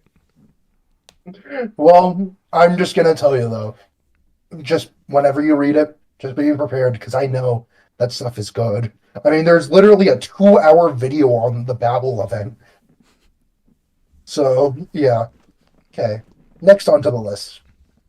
If I'm being honest, and I don't think you haven't seen all the content yet, but in Arctis, there's almost too much content in a sense. Like I think you've only gone through the story, if I'm correct. I see you, And Andromeda. like you've gone through a couple side stories, right? You've gone through Undertides and just the main story, Yeah, if I'm so correct. I basically just recently got off chapter 2 for the story, well, episode 2 for the main story, and I went through Undertides as much as to getting 15 stars to just get Claudia. Oh yeah, I remember that. By the way, Claudia is very good. Please invest into her module. Okay, I plan on using her practically forever anyway, because I love using just my favorite characters anyway, so, Yeah, that's good. That's good. That's a good mindset to have. But yeah, there's almost too much content because we like we not only have main story, we have all those side story, everything in Intramessi. We have RA, we have integrated strategies 2, 3, 4, and and 5 that's coming up soon. Mm-hmm. We have security stationary service, which is, in my opinion, hell on earth, but it's definitely fun for certain masochists, and we also have the high difficulty content, which you saw in the GIF, which is contingency contract, which has been renamed to battle plan. Mm. So I'm you missing. so you think it's both a positive and a negative with how much content is within Arknights. The good news is that you don't have the fear of missing out, with the exception of contingency contract, aka battle plan, which is just really high and insanely difficult content. Mm-hmm. But the bad news is, like, not only is this going to be like overwhelming for people who come into the game, but like they don't even know like where to start, right? Mm-hmm. I mean, only recently, I think, because I've noticed this, but they put like a little sign. Let me just open up Archetypes really quickly. in side stories, they put something that said like beginner friendly or something like that, so that people would know that. We didn't have that before, so like when you went into there blindly, people just picked random events that they thought that looked cool, and then got their ass kicked in what's it called, Soltafera Navis. Yeah, I'm not gonna lie. As a returning player, I'm practically a new player to be honest, because I barely played after I decided to quit because I didn't like it. As a returning player, when I first went in, I was very lost, very confused, didn't know what I really wanted to do, what I should be doing, so I just decided to just default to just doing the main story only. I see. Yeah, I feel like going through main story is a good for beginners. Of course, there's going to be start parts where you're going to get stuck at because operator levels, promotions, stuff like that. So that's why it's good to go to the side story once in a while because it's like to clear your palate essentially. Yeah. But my point is that it's very overwhelming for a beginner player, but for people who've played this game for like at least a decent amount of time, this is very good because you'll basically never get bored. Mm-hmm. That And is there's true. also like, oh wait, never mind, sorry. Go ahead. What was All your thought right, process? next. Oh no. I was just thinking of stuff in CN, but I don't remember the name of it. So, Mm. and it's gonna come in 6 months anyway, so I'll just skim by it for the time being. Mm-hmm. The next point, very generous. Now recently in the 5th anniversary, they give you a free 6-star. They also give you a free E2 level 85-star thing. Ah, And yes, they that's where also I give you. got my lappy. That's where I got my That's where you queen. got your maxed out Lappy, which is Yep. pretty goddamn powerful. I'm not even gonna lie. I love her. She's great. Yeah, she's a great operator. You should mastery her skill too, since it's like very valuable. But to continue going on, the game gives you a lot of stuff Oh, to the yeah. point where sometimes you don't even know what to do with this stuff. For me, since I'm constantly leveling up operators, I'm just waiting for the next event because I know that I'm going to be drowning in LMD so I can level up my units. I know there's going to be the materials that I need so I can just immediately get their skills up, promotions up, etc., etc. And basically, they give a lot of stuff, even like in the beginning stages, even like sorry, not beginning stages, even in the quote unquote drought stage of a gotcha game, where like how they have like the very first period where they give you a lot of stuff, Mm-hmm. then they don't really give You much get a stuff. little bit of a dead patch. Yeah. Like even in that area, they still give you a lot of stuff through events and through like even like the regular missions and stuff and like just integrated strategies and all these other game modes. They give you quite a bit of materials. So you're never going to really find yourself in a situation where you're just absolutely out of everything, unless if you level up every single operator like I try to do. So yeah, So, as myself, as somebody who, is still learning the ropes, nowhere near being a pro player. How far do you think I'll be able to get, through events and through the story and stuff, as somebody who is very low on the lower side of investment? Because as you can see, as you saw probably, my account is just a bunch of E0s. I have practically no characters elite status except for LaPlante and Cruz. So, how difficult do you think it'll be for me to go through the content? if I'm being honest, if you keep at it at the E0 stuff, I will say you're going to hit a wall eventually. Mm-hmm. But I feel like at the rate you're doing, I still believe that you're definitely capable of continuing to push that line. Mm-hmm. But I will say if everyone's at E0, I think you're gonna hit a wall at some point. Mm-hmm. Because there's only so much that LaPlante and just your big brain can handle. True. After all, stats eventually is gonna be able to overcome, brains. You're gonna have to bronze up your units eventually. So, Yeah. And there's a great video that I watched recently. It's like an hour long, and it was basically this guy that did E1 units only. Mm-hmm. And basically, this guy managed to get all the way up to chapter 8 with only E1 units without gotchaing. Like, he gotcha once on the beginner banner, and that's it, if I'm correct.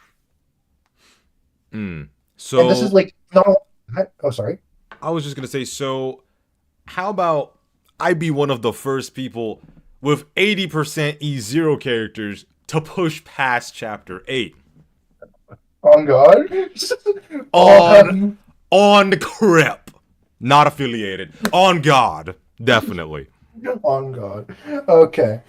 I will have to say I pray that God may be merciful to you, as you're gonna be stuck on a couple stages for a very long time. Hey. If you were to do that. Hey, you know what? It is what it is, you know? I might try. Maybe I'll give up. Maybe I won't. Who knows? But I feel like the organized community will really appreciate that kind of commitment, to be honest. They will definitely be keeping your back up. They're definitely going to be on your back. Just keep just supporting you to keep pushing, or like take a break whenever you need it. The duality of man. Yeah. This one guy in here. Sorry, man. You can't beat chapter 8 boss like that. All right. No, trust in the process. Yeah. Yeah. Oh, man. All right. Next point. I think you've seen this. I mean, you've already watched some of it, but there is so much content outside of the game itself. Yeah. I mean, like, you have like character themes for nearly every single 6-star in the game. You've got like all this amazing music for the gameplay itself. You've got 3D animations. You've got like these little previews that reveal tidbits of the character while revealing their English voice actor. There's so much like outside content outside of the game. And honestly, even if you're not a fan of Archetypes, you can definitely appreciate it. Mm-hmm. Like the Dagger's Inheritor, for example, just an absolute treat. You might not understand the context, but its animation is amazing. The music choice is incredible. And honestly, it's a 15-minute long animation and just a joy to watch. Yeah, one thing I will say is past 2020, I saw a bunch of art of all these characters, and it's only recently, it's only this year that I really found out, last year technically in December, that I found out that all these characters, all this art that I used to save of characters that I would see, the majority of these characters are from Arknights, and I would see characters in the character select and all this, and I'd be like, wait, I've seen art of this character before. I've seen fan art of this character before. I think Arknights might be one of those games that probably has the most fan art that I probably have ever bore witness to when I was looking up anime characters. And I think that they have really good designs, and to be honest, like, even if it's just like 2D chibis and just PNGs, I think that they have some of the best looking characters out there amongst most gachas. Yeah, that's absolutely true. Because when I played Archetypes for the first time, my biggest complaint is like, oh, they're all chibis. It's boring. Because I came from playing Genshin, and I stopped playing Genshin because, if I'm being honest, it got pretty boring pretty quickly. Since you were mainly walking around killing stuff, or that's at least what I did. I didn't really search up tutorials. I just went in blind. And yeah, I went to Archetypes Fun, had a good time, and here I am.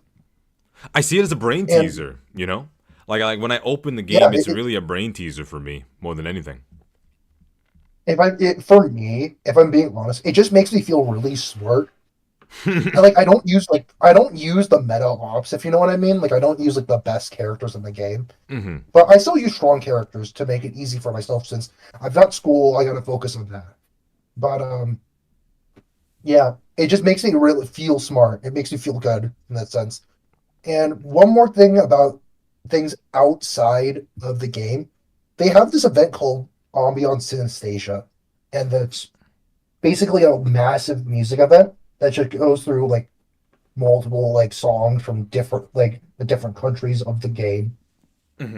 And honestly, like from what I've seen, it seems just like it just seems like a vibe. If I'm being honest, it seems like really like I wouldn't say chill because it's like some of the music goes hard. Yeah. I mean, the music goes hard, but you know what I mean by it's like Yeah, it's it's a too hard vibe. to chill.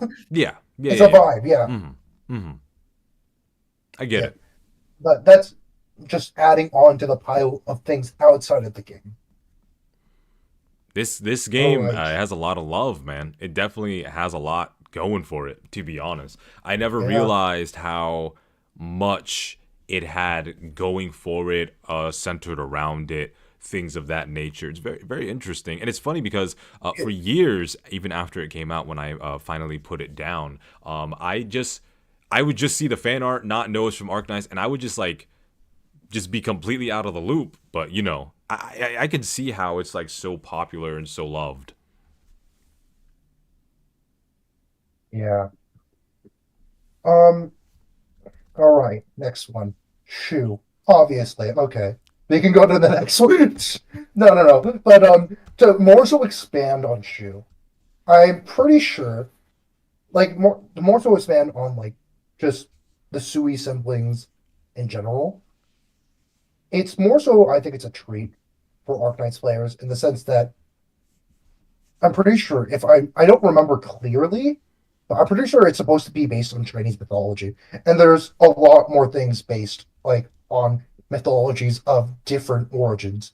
But because it's Shu, I'm gonna give it its own little section if you know what I mean. Yeah, sure. Yeah, just a very small thing, basically that it's based off of mythology, and that the characters are a good reflection of what they're based on, not like an exact reflection. But you get what I mean. Next one. All the characters are extremely distinct in the sense that if you were to go to your phone or whatever you play Archives on, I'm pretty sure you play it on your computer, right? Yeah, computer and iPad. Randomly select an operator, I guarantee you they're going to be different from the next person that you click on because everyone has like is very distinct in the sense. Well, with the exception of alters, of course, but that doesn't count.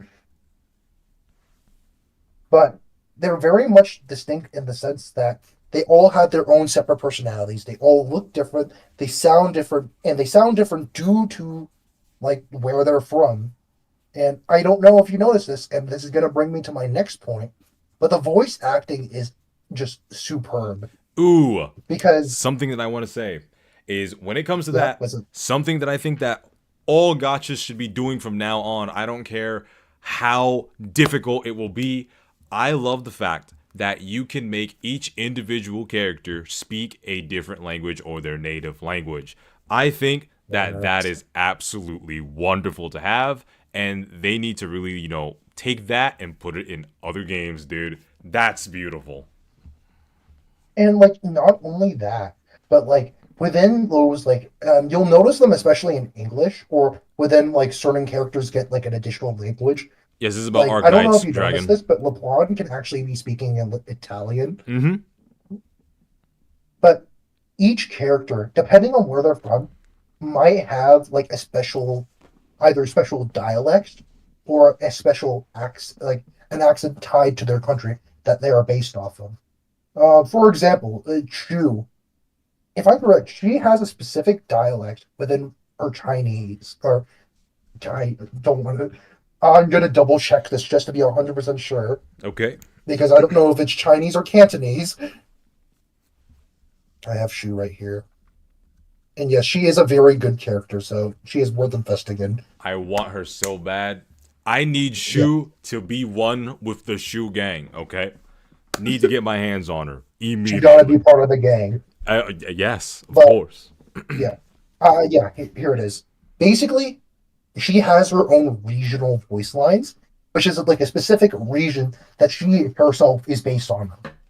And like this isn't like only for Shu, but like other characters have this as well. Like LaPlante with her Italian, Viviana with German. There's a lot more examples, but I'm starting to blank. Just all the Sui siblings. Mm-hmm.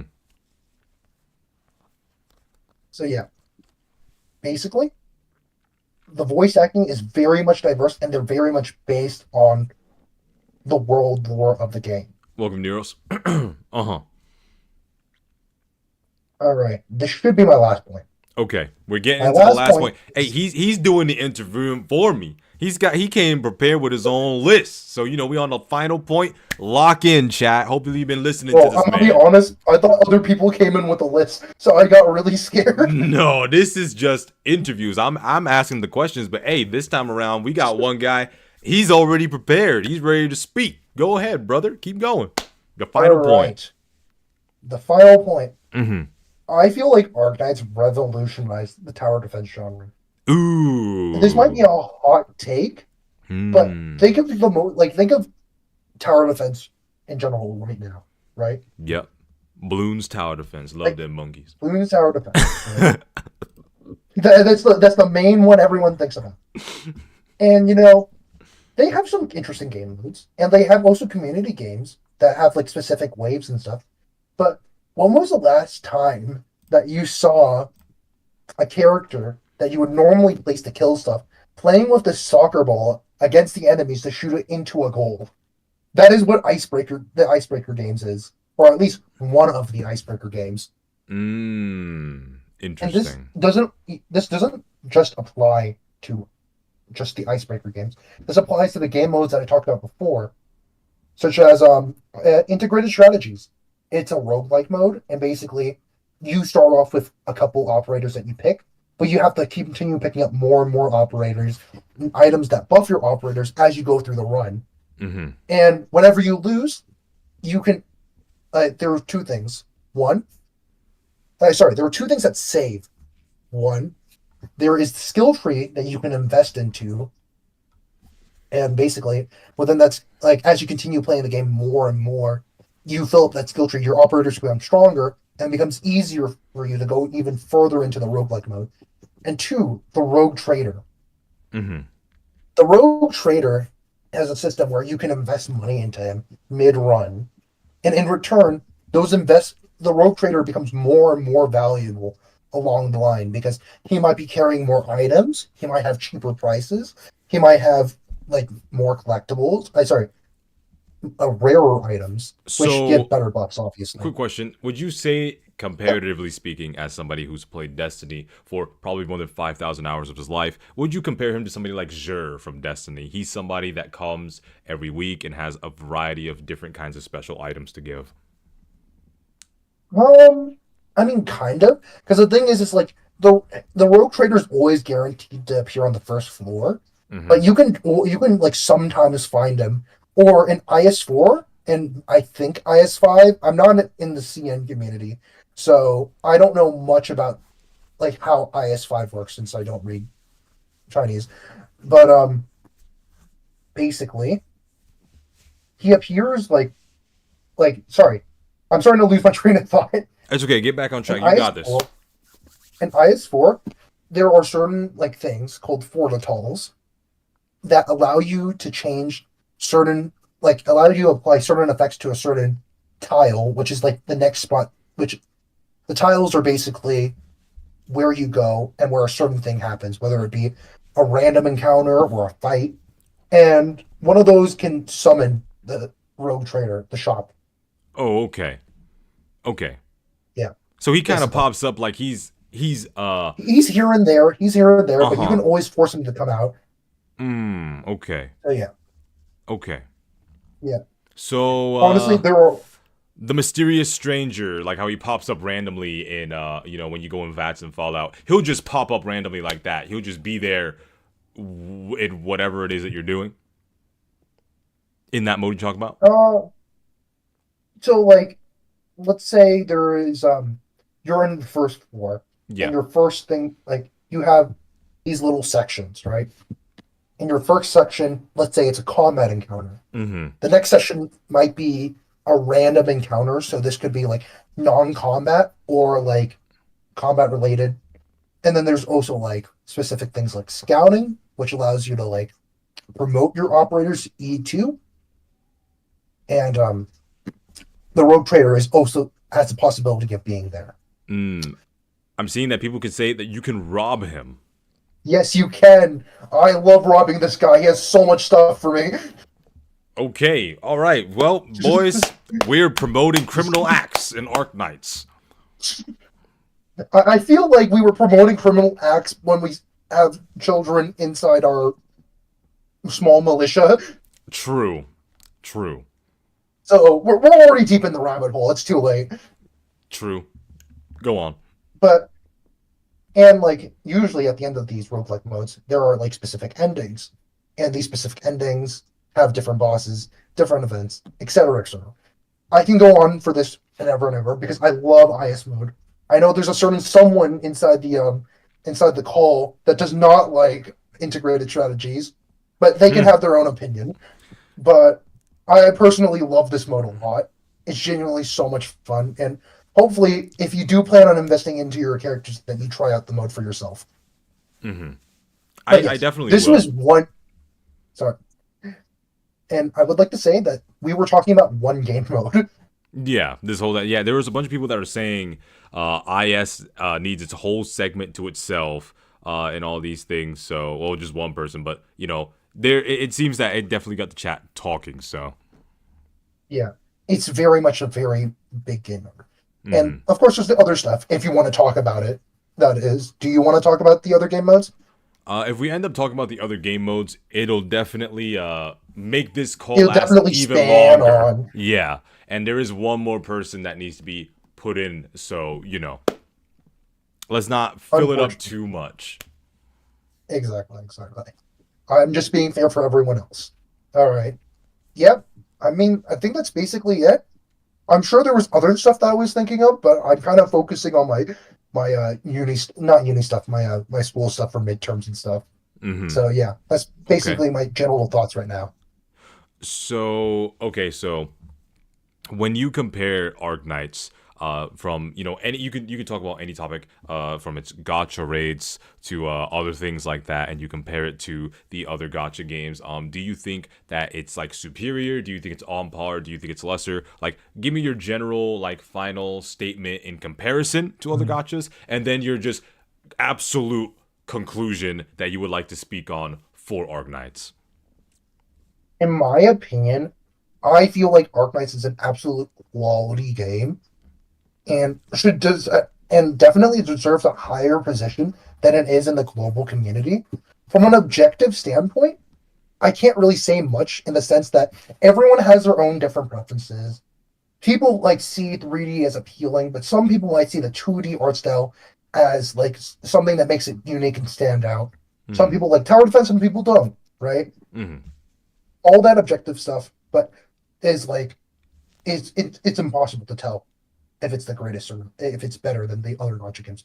But me personally, I believe that Arknights is an amazing gacha game from what my experiences are. And as for my final conclusion, I mean, I think I've said everything I wanted to. Arknights has so much stuff for you to do, and it's revolutionized the genre it's in. But I feel like it gets a bad rep for being a gacha game. And yeah, that's basically it. So do you think that Arknights, as it is, let's say like all the limited characters has their own events that you could get them from. Do you think Arknights, as it is, would be a excellent game even still if they remove the gacha aspect of it? How would you rate it as a normal non-gacha game out of 10? Bro, if I'm being honest, I would like the game better if it wasn't a gacha. Genuinely, I really don't care about gambling and stuff. So, if it wasn't a gacha game, I mean, admittedly, it might feel less rewarding for certain people, but I feel like having access to the entire, like all the characters, allows you to have such a diverse way of playing.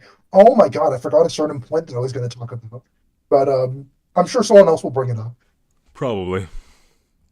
Yeah, but yeah, there's so many characters, and they all have their own unique abilities. Some work off some work better off another character, while some work better with different characters. There are so many ways to play, and the gacha of the game, if I'm being honest, is restricting its potential. Because it's like, it's an amazing game as it is. It's just that the gacha aspect of it is what is limiting the player's creativity to play the game how they want. That might be a hot take, but that's just my opinion. I'm gonna be real, brother. I think that it's I think no matter what, it's a cold take whenever somebody says a game will be better without the gacha, because that's just a fact in my opinion. I think a lot of games out there would just be better without the gacha, but hey, it is what it is. You got to deal with that, right? Yep. They got to make their money somehow. Yep, that's true. That's true. But all right, man. Yeah. That was some of his list. Mr. Dr. Spy Crabs, thank you, my boy. Appreciate you pulling up. Your involvement in this definitely makes this event, last even longer, be even bigger. So thank you for being involved. Thank you for being a part of this interview, even though it was you just kind of having your own prepared list, but I still appreciate it nonetheless.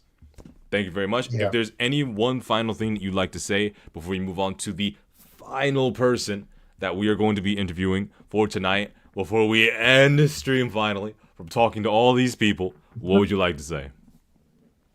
Level up your Virtuosa, your Exia. Make sure to M9 them, and I don't know, go outside and touch grass. There you have it, folks. That's his final conclusion. There it is. He's gone. Let's get the final person in here. VR. VR. Let's get him in. Hello.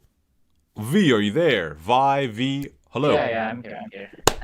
W, here he is. You are the final person that I am going to be talking about your favorite gacha today. So, let's get right into it immediately.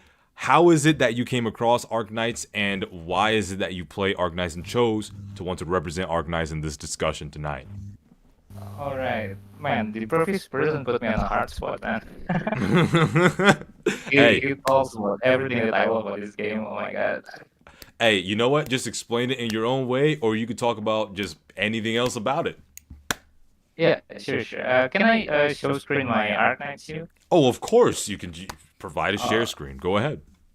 Alright.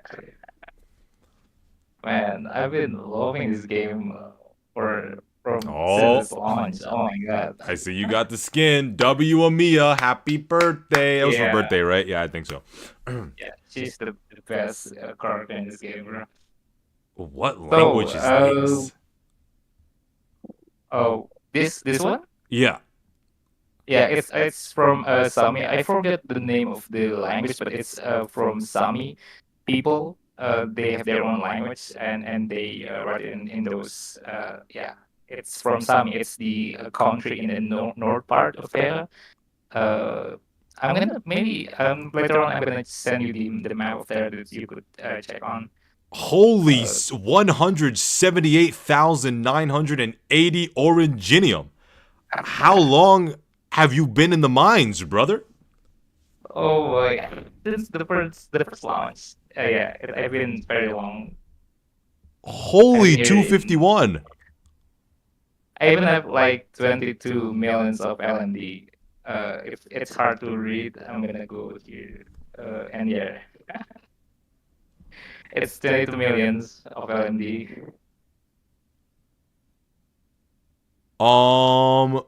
Guys, I think we found the richest Arknights player in the Shu gang. Somebody said baby numbers. Okay. Oh, so let me guess. You have 2 million Oranginium. Anyway, so as somebody. Sorry. I think I have a technical issue. What's the technical issue? What's happening? I can't hear you. We got a little bit of problem. I can't hear him. I'm sorry, Shu. Maybe you could move me first and then return me back here. Brother? All right. Can you hear me, brother? Yeah, I could hear you. I could hear you. Okay, cool. But yeah, I was saying I think we might have found the richest Arknights player in the Shu gang. No, I don't know about it. Maybe, or maybe in the shoe game, but I don't know. Bro said he's saving for Enfield 2. Probably, yeah. So back to the topic, I guess. I don't want this to be very long. I've been into Arknights since the I think 9 days after the release. It's not day one actually. It's after 9 days. I've heard it from my friends. I played uh, Honkai Impact Third and Girl Frontline at that time, and then I just quit them for Arknights because it's interesting game. I play a lot of gacha games. I played Genshin. I played Honkai Star Rail. I played Reefers, Blue Archive, and other stuff. Yeah, like a couple of titles, but mostly active right now. It's Arknights and Reefers 1999.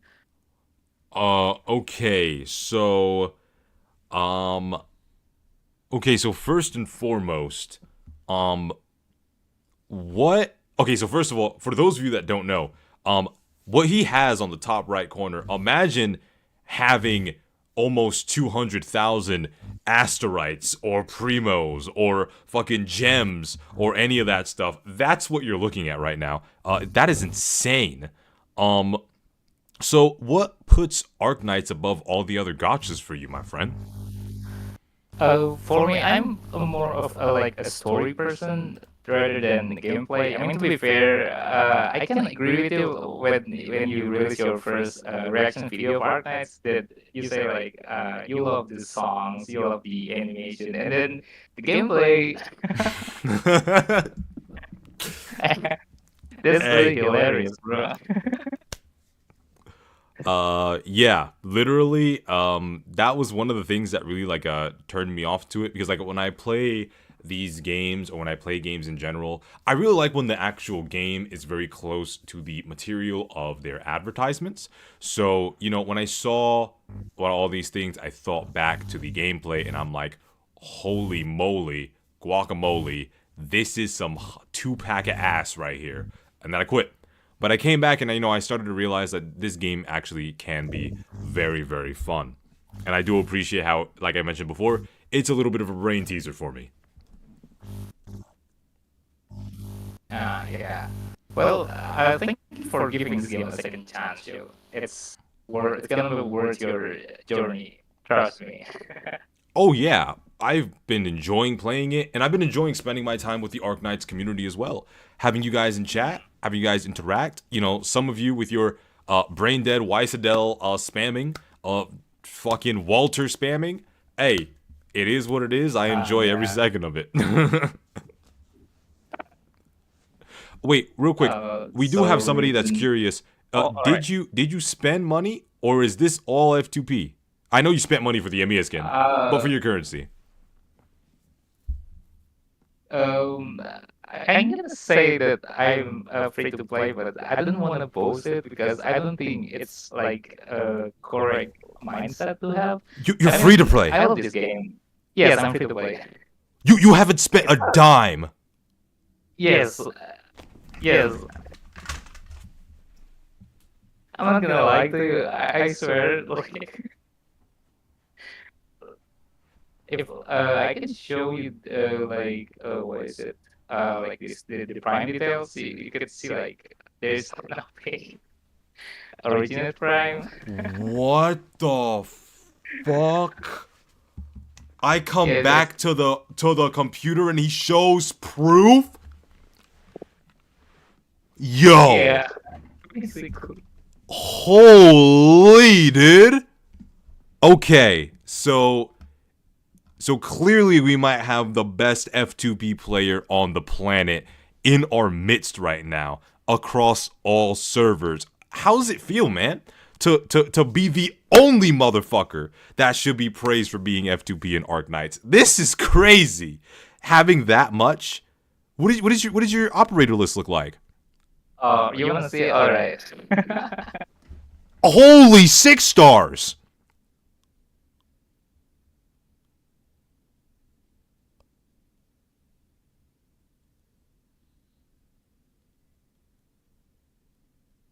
I haven't upgraded so though it makes the game easy. I don't like it.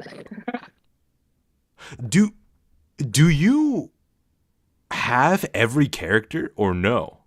No, I don't have any character. There's always on here, I guess. Yes, this is not the highest number. If I have the all of the characters, all of these icon will be blue, but I don't have every of it.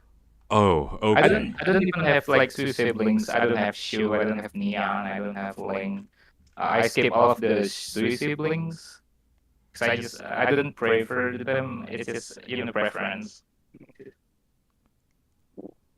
Holy crap. Okay, so clearly you have a preference when it comes to gachas.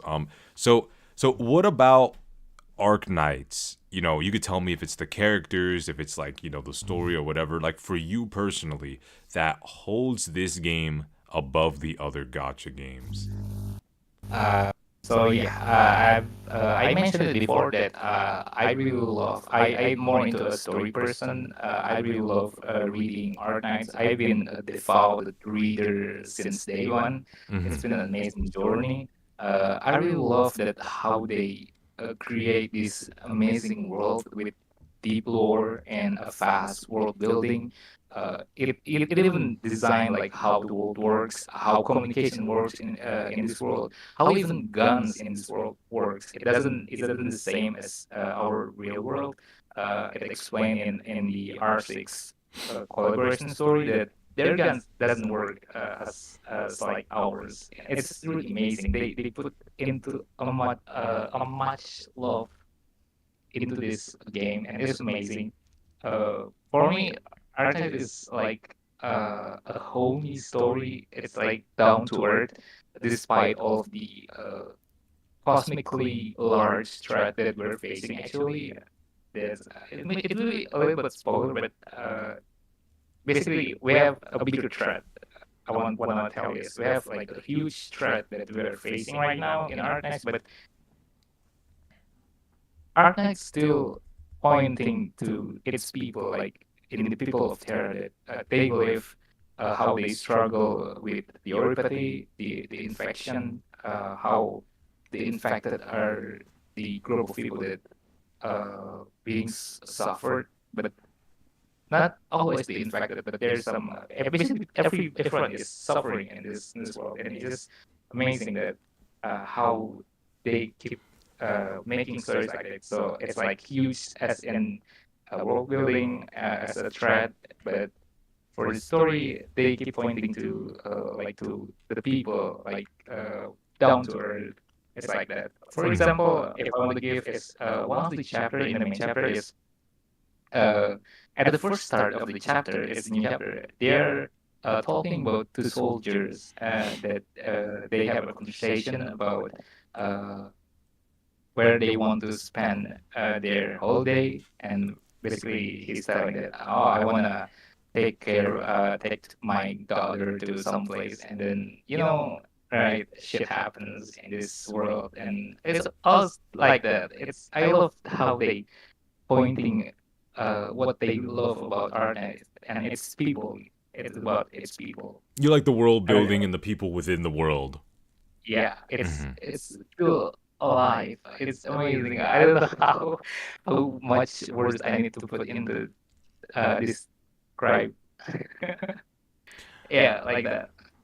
Man, and I see that you're not lying, man. Current all stages cleared.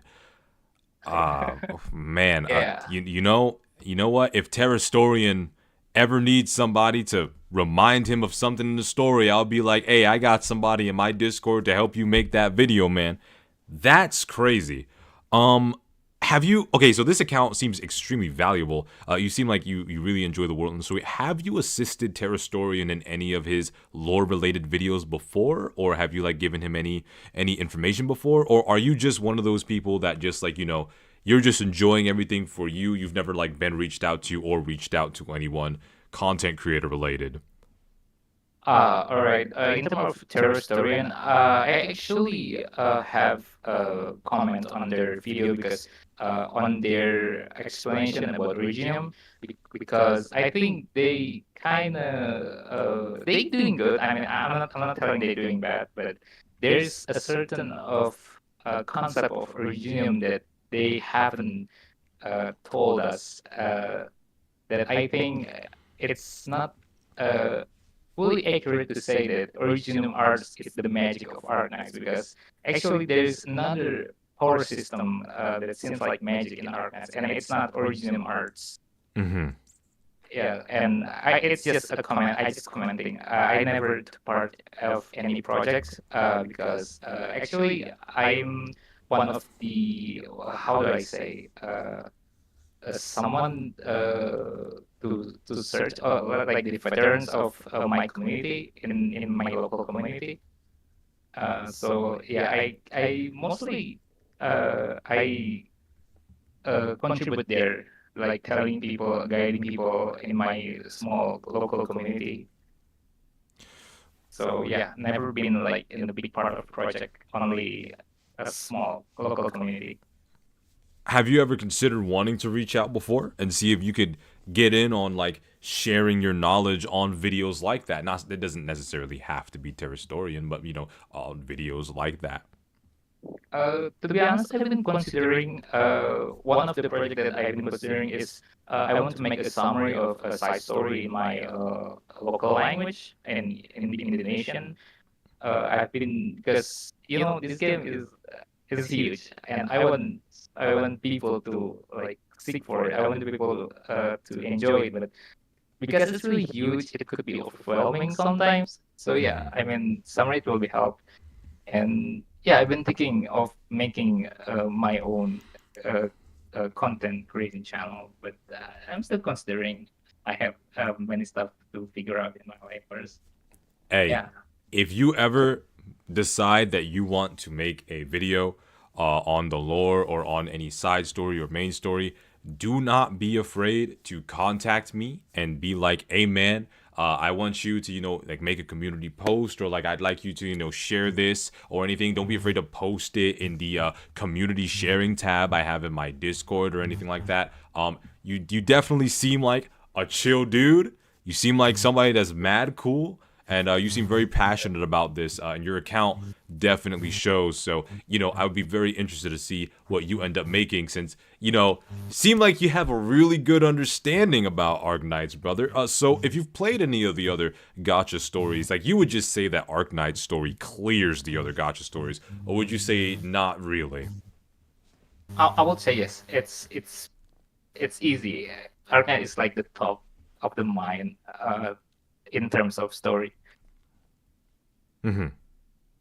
But for storytelling, maybe it's not the best. If I remember correctly, there's a certain nomination for best storytelling in gacha games, and Blue Archive wins it, and Arknight's not. I agree with that, because Arknights tends to tell its story uh, with such pain in the ass. Like they keep putting pieces and pieces, so you could like form it together later on. Like maybe like 1 years later, they keep using figurative speech. They keep moving around the topic. Like it's not necessarily you need to do that, but yeah, you know what I mean. It's a lot of it's known for a lot of yapping, but I really love it. And So, it makes the story and the character grandeur, I think. there's not a lot of yapping in, say, for example, the FirmSoft games. Like, sure, there's a lot of dialogue, but there's not like a lot of like you're sitting there for hours just listening to people talk. Would you say that the Yeah. story for Arknight, similar to how there's a lot of moving parts up in the air for, say, for example, stories like Dark Souls 3 and Elden Ring? Would you say that there's a lot of moving parts that makes the player have to like piece some things together and even theory craft about some of the things that has happened with certain themes in the story? I think in a way, but I think from Dark Souls or like FromSoft games, it's more like you need to like search for yourself. Mm. I mean, you read those lores on the items, on the weapons, on the bosses and stuff, right? And there's not much of storytelling happening, but I think it's because it's designed for the game. And but for Art Knights, it's basically you read the story, but it's delivered. It's not something that you need to like playing it. In integrated strategies, it's correct. It's like that, but for most of the time, the story are delivered to you, and you just read it. But later on, it will be a form of pieces that you need to figure out. Yeah, for example, the knownly well Lone Trail. It is amazing.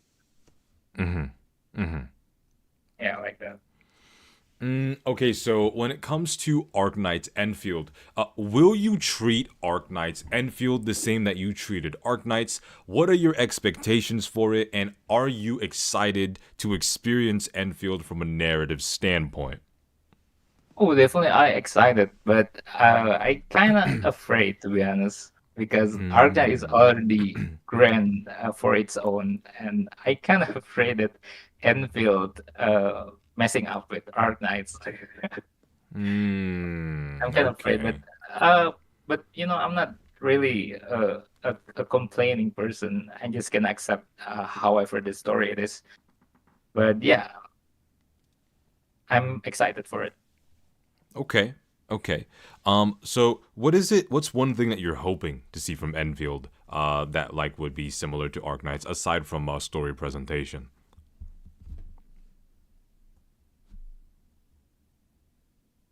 I don't see myself expecting much of Enfield because how the world buildings are already set in all of these all on all of the information that we know. It's very well. How could I say it? Desolate? Not really desolate. It's growing the civilization. So I'm not expecting much from it, but I hope they keep uh, doing like how in Art Nights by telling that its people is like the four most important things like that.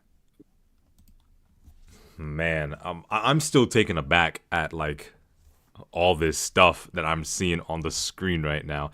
Yeah, th- it's there okay. It's okay. there's been some people in the chat talking about no modules built. I don't know what that means. What is that? What do they mean? Uh, No mods built. Modules is like the upgrade of the operator. For example, there's Montes. Wait, is it showing now? And this is the module part. Mm-hmm.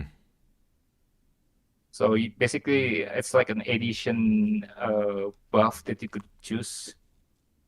Which one have like two modules? I forgot. Or oh, maybe Neural have it. Yeah, for example, like you could upgrade your operators to the max, and then you could unlock their models. And you gotta pick like which models you want. It give you like different buffs. It upgrade the talent. It upgrade the traits. So basically, just that. And somebody is asking for the CCB scores. What is that? Oh, all right.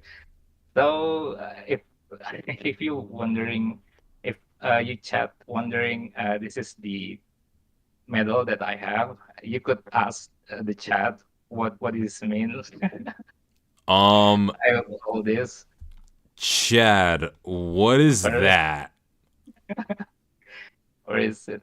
Particularly, I have all this medals. First, I want to tell you this, and then the score for the CCB. I believe I could search it here. This is combat review, and this is for the second CC. It's I think it's one risk away from the highest score possible. Holy So shit. basically you gotta pick like the debuff, right? And this score is one debuff away because I couldn't clear it because you need like a high potential operator, and I don't have it. Okay. So somebody was asking about IS as well. All right. This is gonna turn into account review, right? Hey man, you can't just whip it out on the table and expect people not to ask questions. All right, all right. So for the first IS, oh no, I still exploring. Oh, you're still exploring. Oh, okay. I cleared the first one. It's max. I still going for the two. It's 158, and I still exploring the 138. Okay. For the yeah, it's just basically this. That's crazy. Okay, okay, chat, you saw everything you needed to see. Let's stop, grilling him. Let's not stop grilling him about his account. So your conclusive blanket statement for Arc Knights compared to other gachas, like what is the final sorts of things you want to say, or anything you want to get off your chest, or anything you want to explain before we finally end this over 3-hour long session of me just talking to people about fucking gacha games? All right. So, Arknights is one of the game that you could clear with only 4-star and 3-star operator. I have heard that. Like seriously, you could clear it without even pulling anything. It will take a while.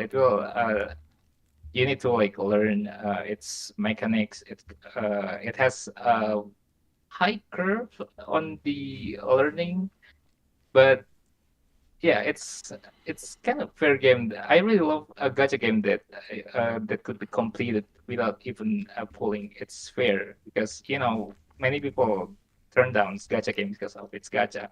Mm-hmm. And Arknights been doing a very well game design for it. You could clear any way you want. You could think of certain niche play, and it just works well. It's amazing game. You should try it. Oh, I'm playing it. I've been playing it on stream I mean, and stuff. I'm telling for the people that watching this. Oh, hey. Yep. My fault. Yep. Just like he said, viewers that haven't played Arknights, you should try it. You might find yourself loving it. You may not like the whole tower defense aspect, but instead of looking at it as a tower defense game, or looking at it as like this anime game that you're trying to get into but you can't get into it because of the gameplay, don't look at it as necessarily a gacha game that you're gonna have to just go in and be like, oh, there goes the anime girls. Like, view it like I view it. I view it as a nice little brain teaser game that I can just go into. The characters do look nice, and I like figuring things out and problem solving. Problem solving is one of my favorite things to do whenever I'm dealing with real life things or in game. So that's how I view Arknights, and I feel like a lot more people should view Arknights that way, that are turned off from the gameplay, because you will find yourself beginning to enjoy it. Is it V or is it Vi? It's actually read Vier. Oh, Vier. My bad. Vier. I got you. Yeah. So, Mr. Vier, is there any other thing that you wanted to say? I heard that you were going to mention something after I said that. Okay, maybe my last tips will be if you're having hard times playing Arknights, reach out to its community because it really helps a lot. It has a lot of operators that can overwhelm you with all of the class and its archetype, and simply just asking in the community, it will help you a lot. Seriously. Well, there you have it, folks. I think Vier might have been my favorite person to interview, one of my favorites, because there was a lot of good people that had a lot of good things to explain, a lot of good things to talk about. Thank you, Vier. I appreciate that. Right. Hopefully, I'll see you in the next Shoe Gang community event. I know it won't be, well, you can make it Arknights related if you send Arknights memes or anything like that, but thank you, man. I appreciate that. It was good. Thank you for doing this show. It's really awesome you doing this. I'm really Yeah. happy. I'm going to have the live go up as the VOD, and then I'm going to be sitting for hours fucking editing this to post the video version of it, and it's still probably going to be like 2 hours. So, hopefully, this brings a lot more people together in trying to converse about their favorite games and other people being open to trying other games. So hopefully you people that helped out with explaining the Arknight stuff helps bring more people in. Definitely hooked me in. Love Arknights. It's great. I love it. I got turned from a hater to someone that's curious to someone who likes it. So, hey, it is what it is, you know? Surely, surely. Alright. Bye, Shu. Peace, my Before man. the- Alright. Have a good time, alright? Hey, you too, my man. Take care. Alright. Man. Hold up. This is not gonna be an interview. Hold up. Yo, Extinction. My boy. My brother. Brother. Is it even picking up my voice?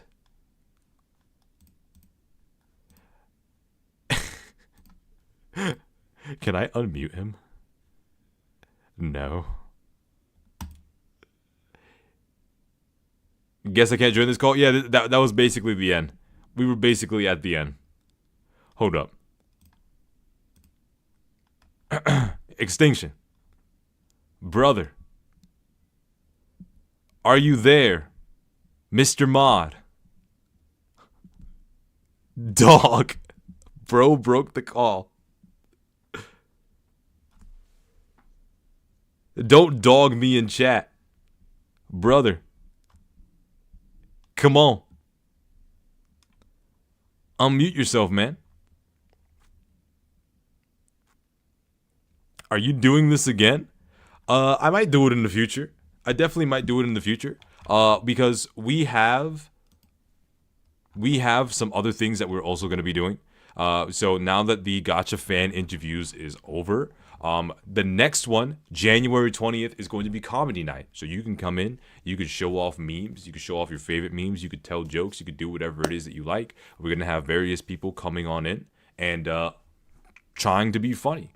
So, and then after that is the You Laugh, You Lose stuff. So if you want to submit funny Arknights clips, then you can submit that to try to make me laugh for some money. That's going to be happening on the 23rd. But if you're asking specifically for Gacha fan interviews, depending on the likes that the video format gets of this, I might do a part 2. I don't know what the like sort of thing should be. I don't know if I should make it 500, 1,000. Who knows? Might do it again. Discord is fucking up. I didn't get to yap about reverse. I wanted to talk about our 1999 too. Hey, there was the voice channel. It was empty. You guys knew the rules. It was empty. And if there was people that was in there, I do apologize. If I missed it, I do indeed apologize. But the voice channel was in there. I could have dragged you in. But anyways, it's been almost 4 hours now that I've been doing this. I genuinely enjoyed doing this with you guys. Meeting up with some of the members of the Shoe Gang has been very cool, very enlightening with the type of people that I have that support me and stuff like that. And here comes this motherfucker here, right when we're about to end everything.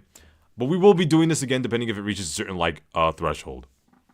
I think the forced VC change fucked my Discord, dude. That's crazy. I was asleep. Yeah. It's my fault. I literally don't have a mic. Damn. Hey, you know what? Next time, Kevin, we'll go ahead. When we do this again, if it reaches the like threshold. Also, I heard you say "damn," by the way. You can type all you want to answer questions, but I hope you guys enjoyed this. This is gonna be a bitch to edit. And thank all of you that came in. If there's anybody that doesn't want their part to be in the video, just let me know and I'll cut it out. And I won't have it in the video. It will be up in the VOD. I did give the warning that, remember this is going to be live streamed and become a YouTube video. But if you don't want to appear in the video, but you are okay with appearing on stream, let me know when we are talking. Nobody objected or anything like that, so I assume it's okay for me to add everybody that spoke on stream to the video version of the stream. Thank you guys very much. This was fun. Oh yeah, it was definitely fun. Kevin, give me your points. I'll yap for you. You're a good interviewer, Shu. Looking forward to it. Thank you, my man. You can use me however much you want. Okay, well, that's a crazy statement out of context. Well, Yikes. thanks, new type. Appreciate that, brother man. Yeah, you don't mind? All right, so thank you guys. That's gonna be the end of the stream. That's gonna be the end of the recording. Look at that, a 3 hour and 23-minute recording. That is absolutely insane. Rest in peace, future Regashu. Damn, man, that's crazy. But anyway, I'm gonna go ahead, stop the recording.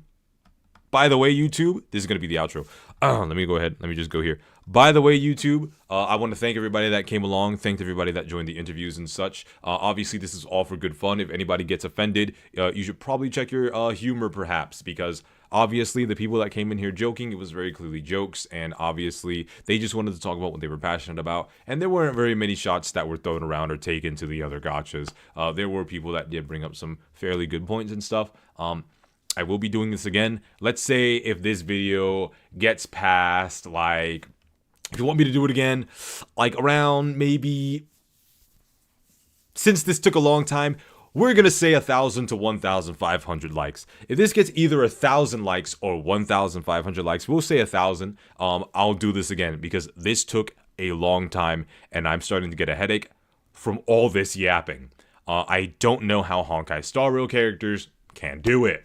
Anyway, thank you for tuning in to this video. Chat, say bye, YouTube. Say bye, YouTube. But thank you.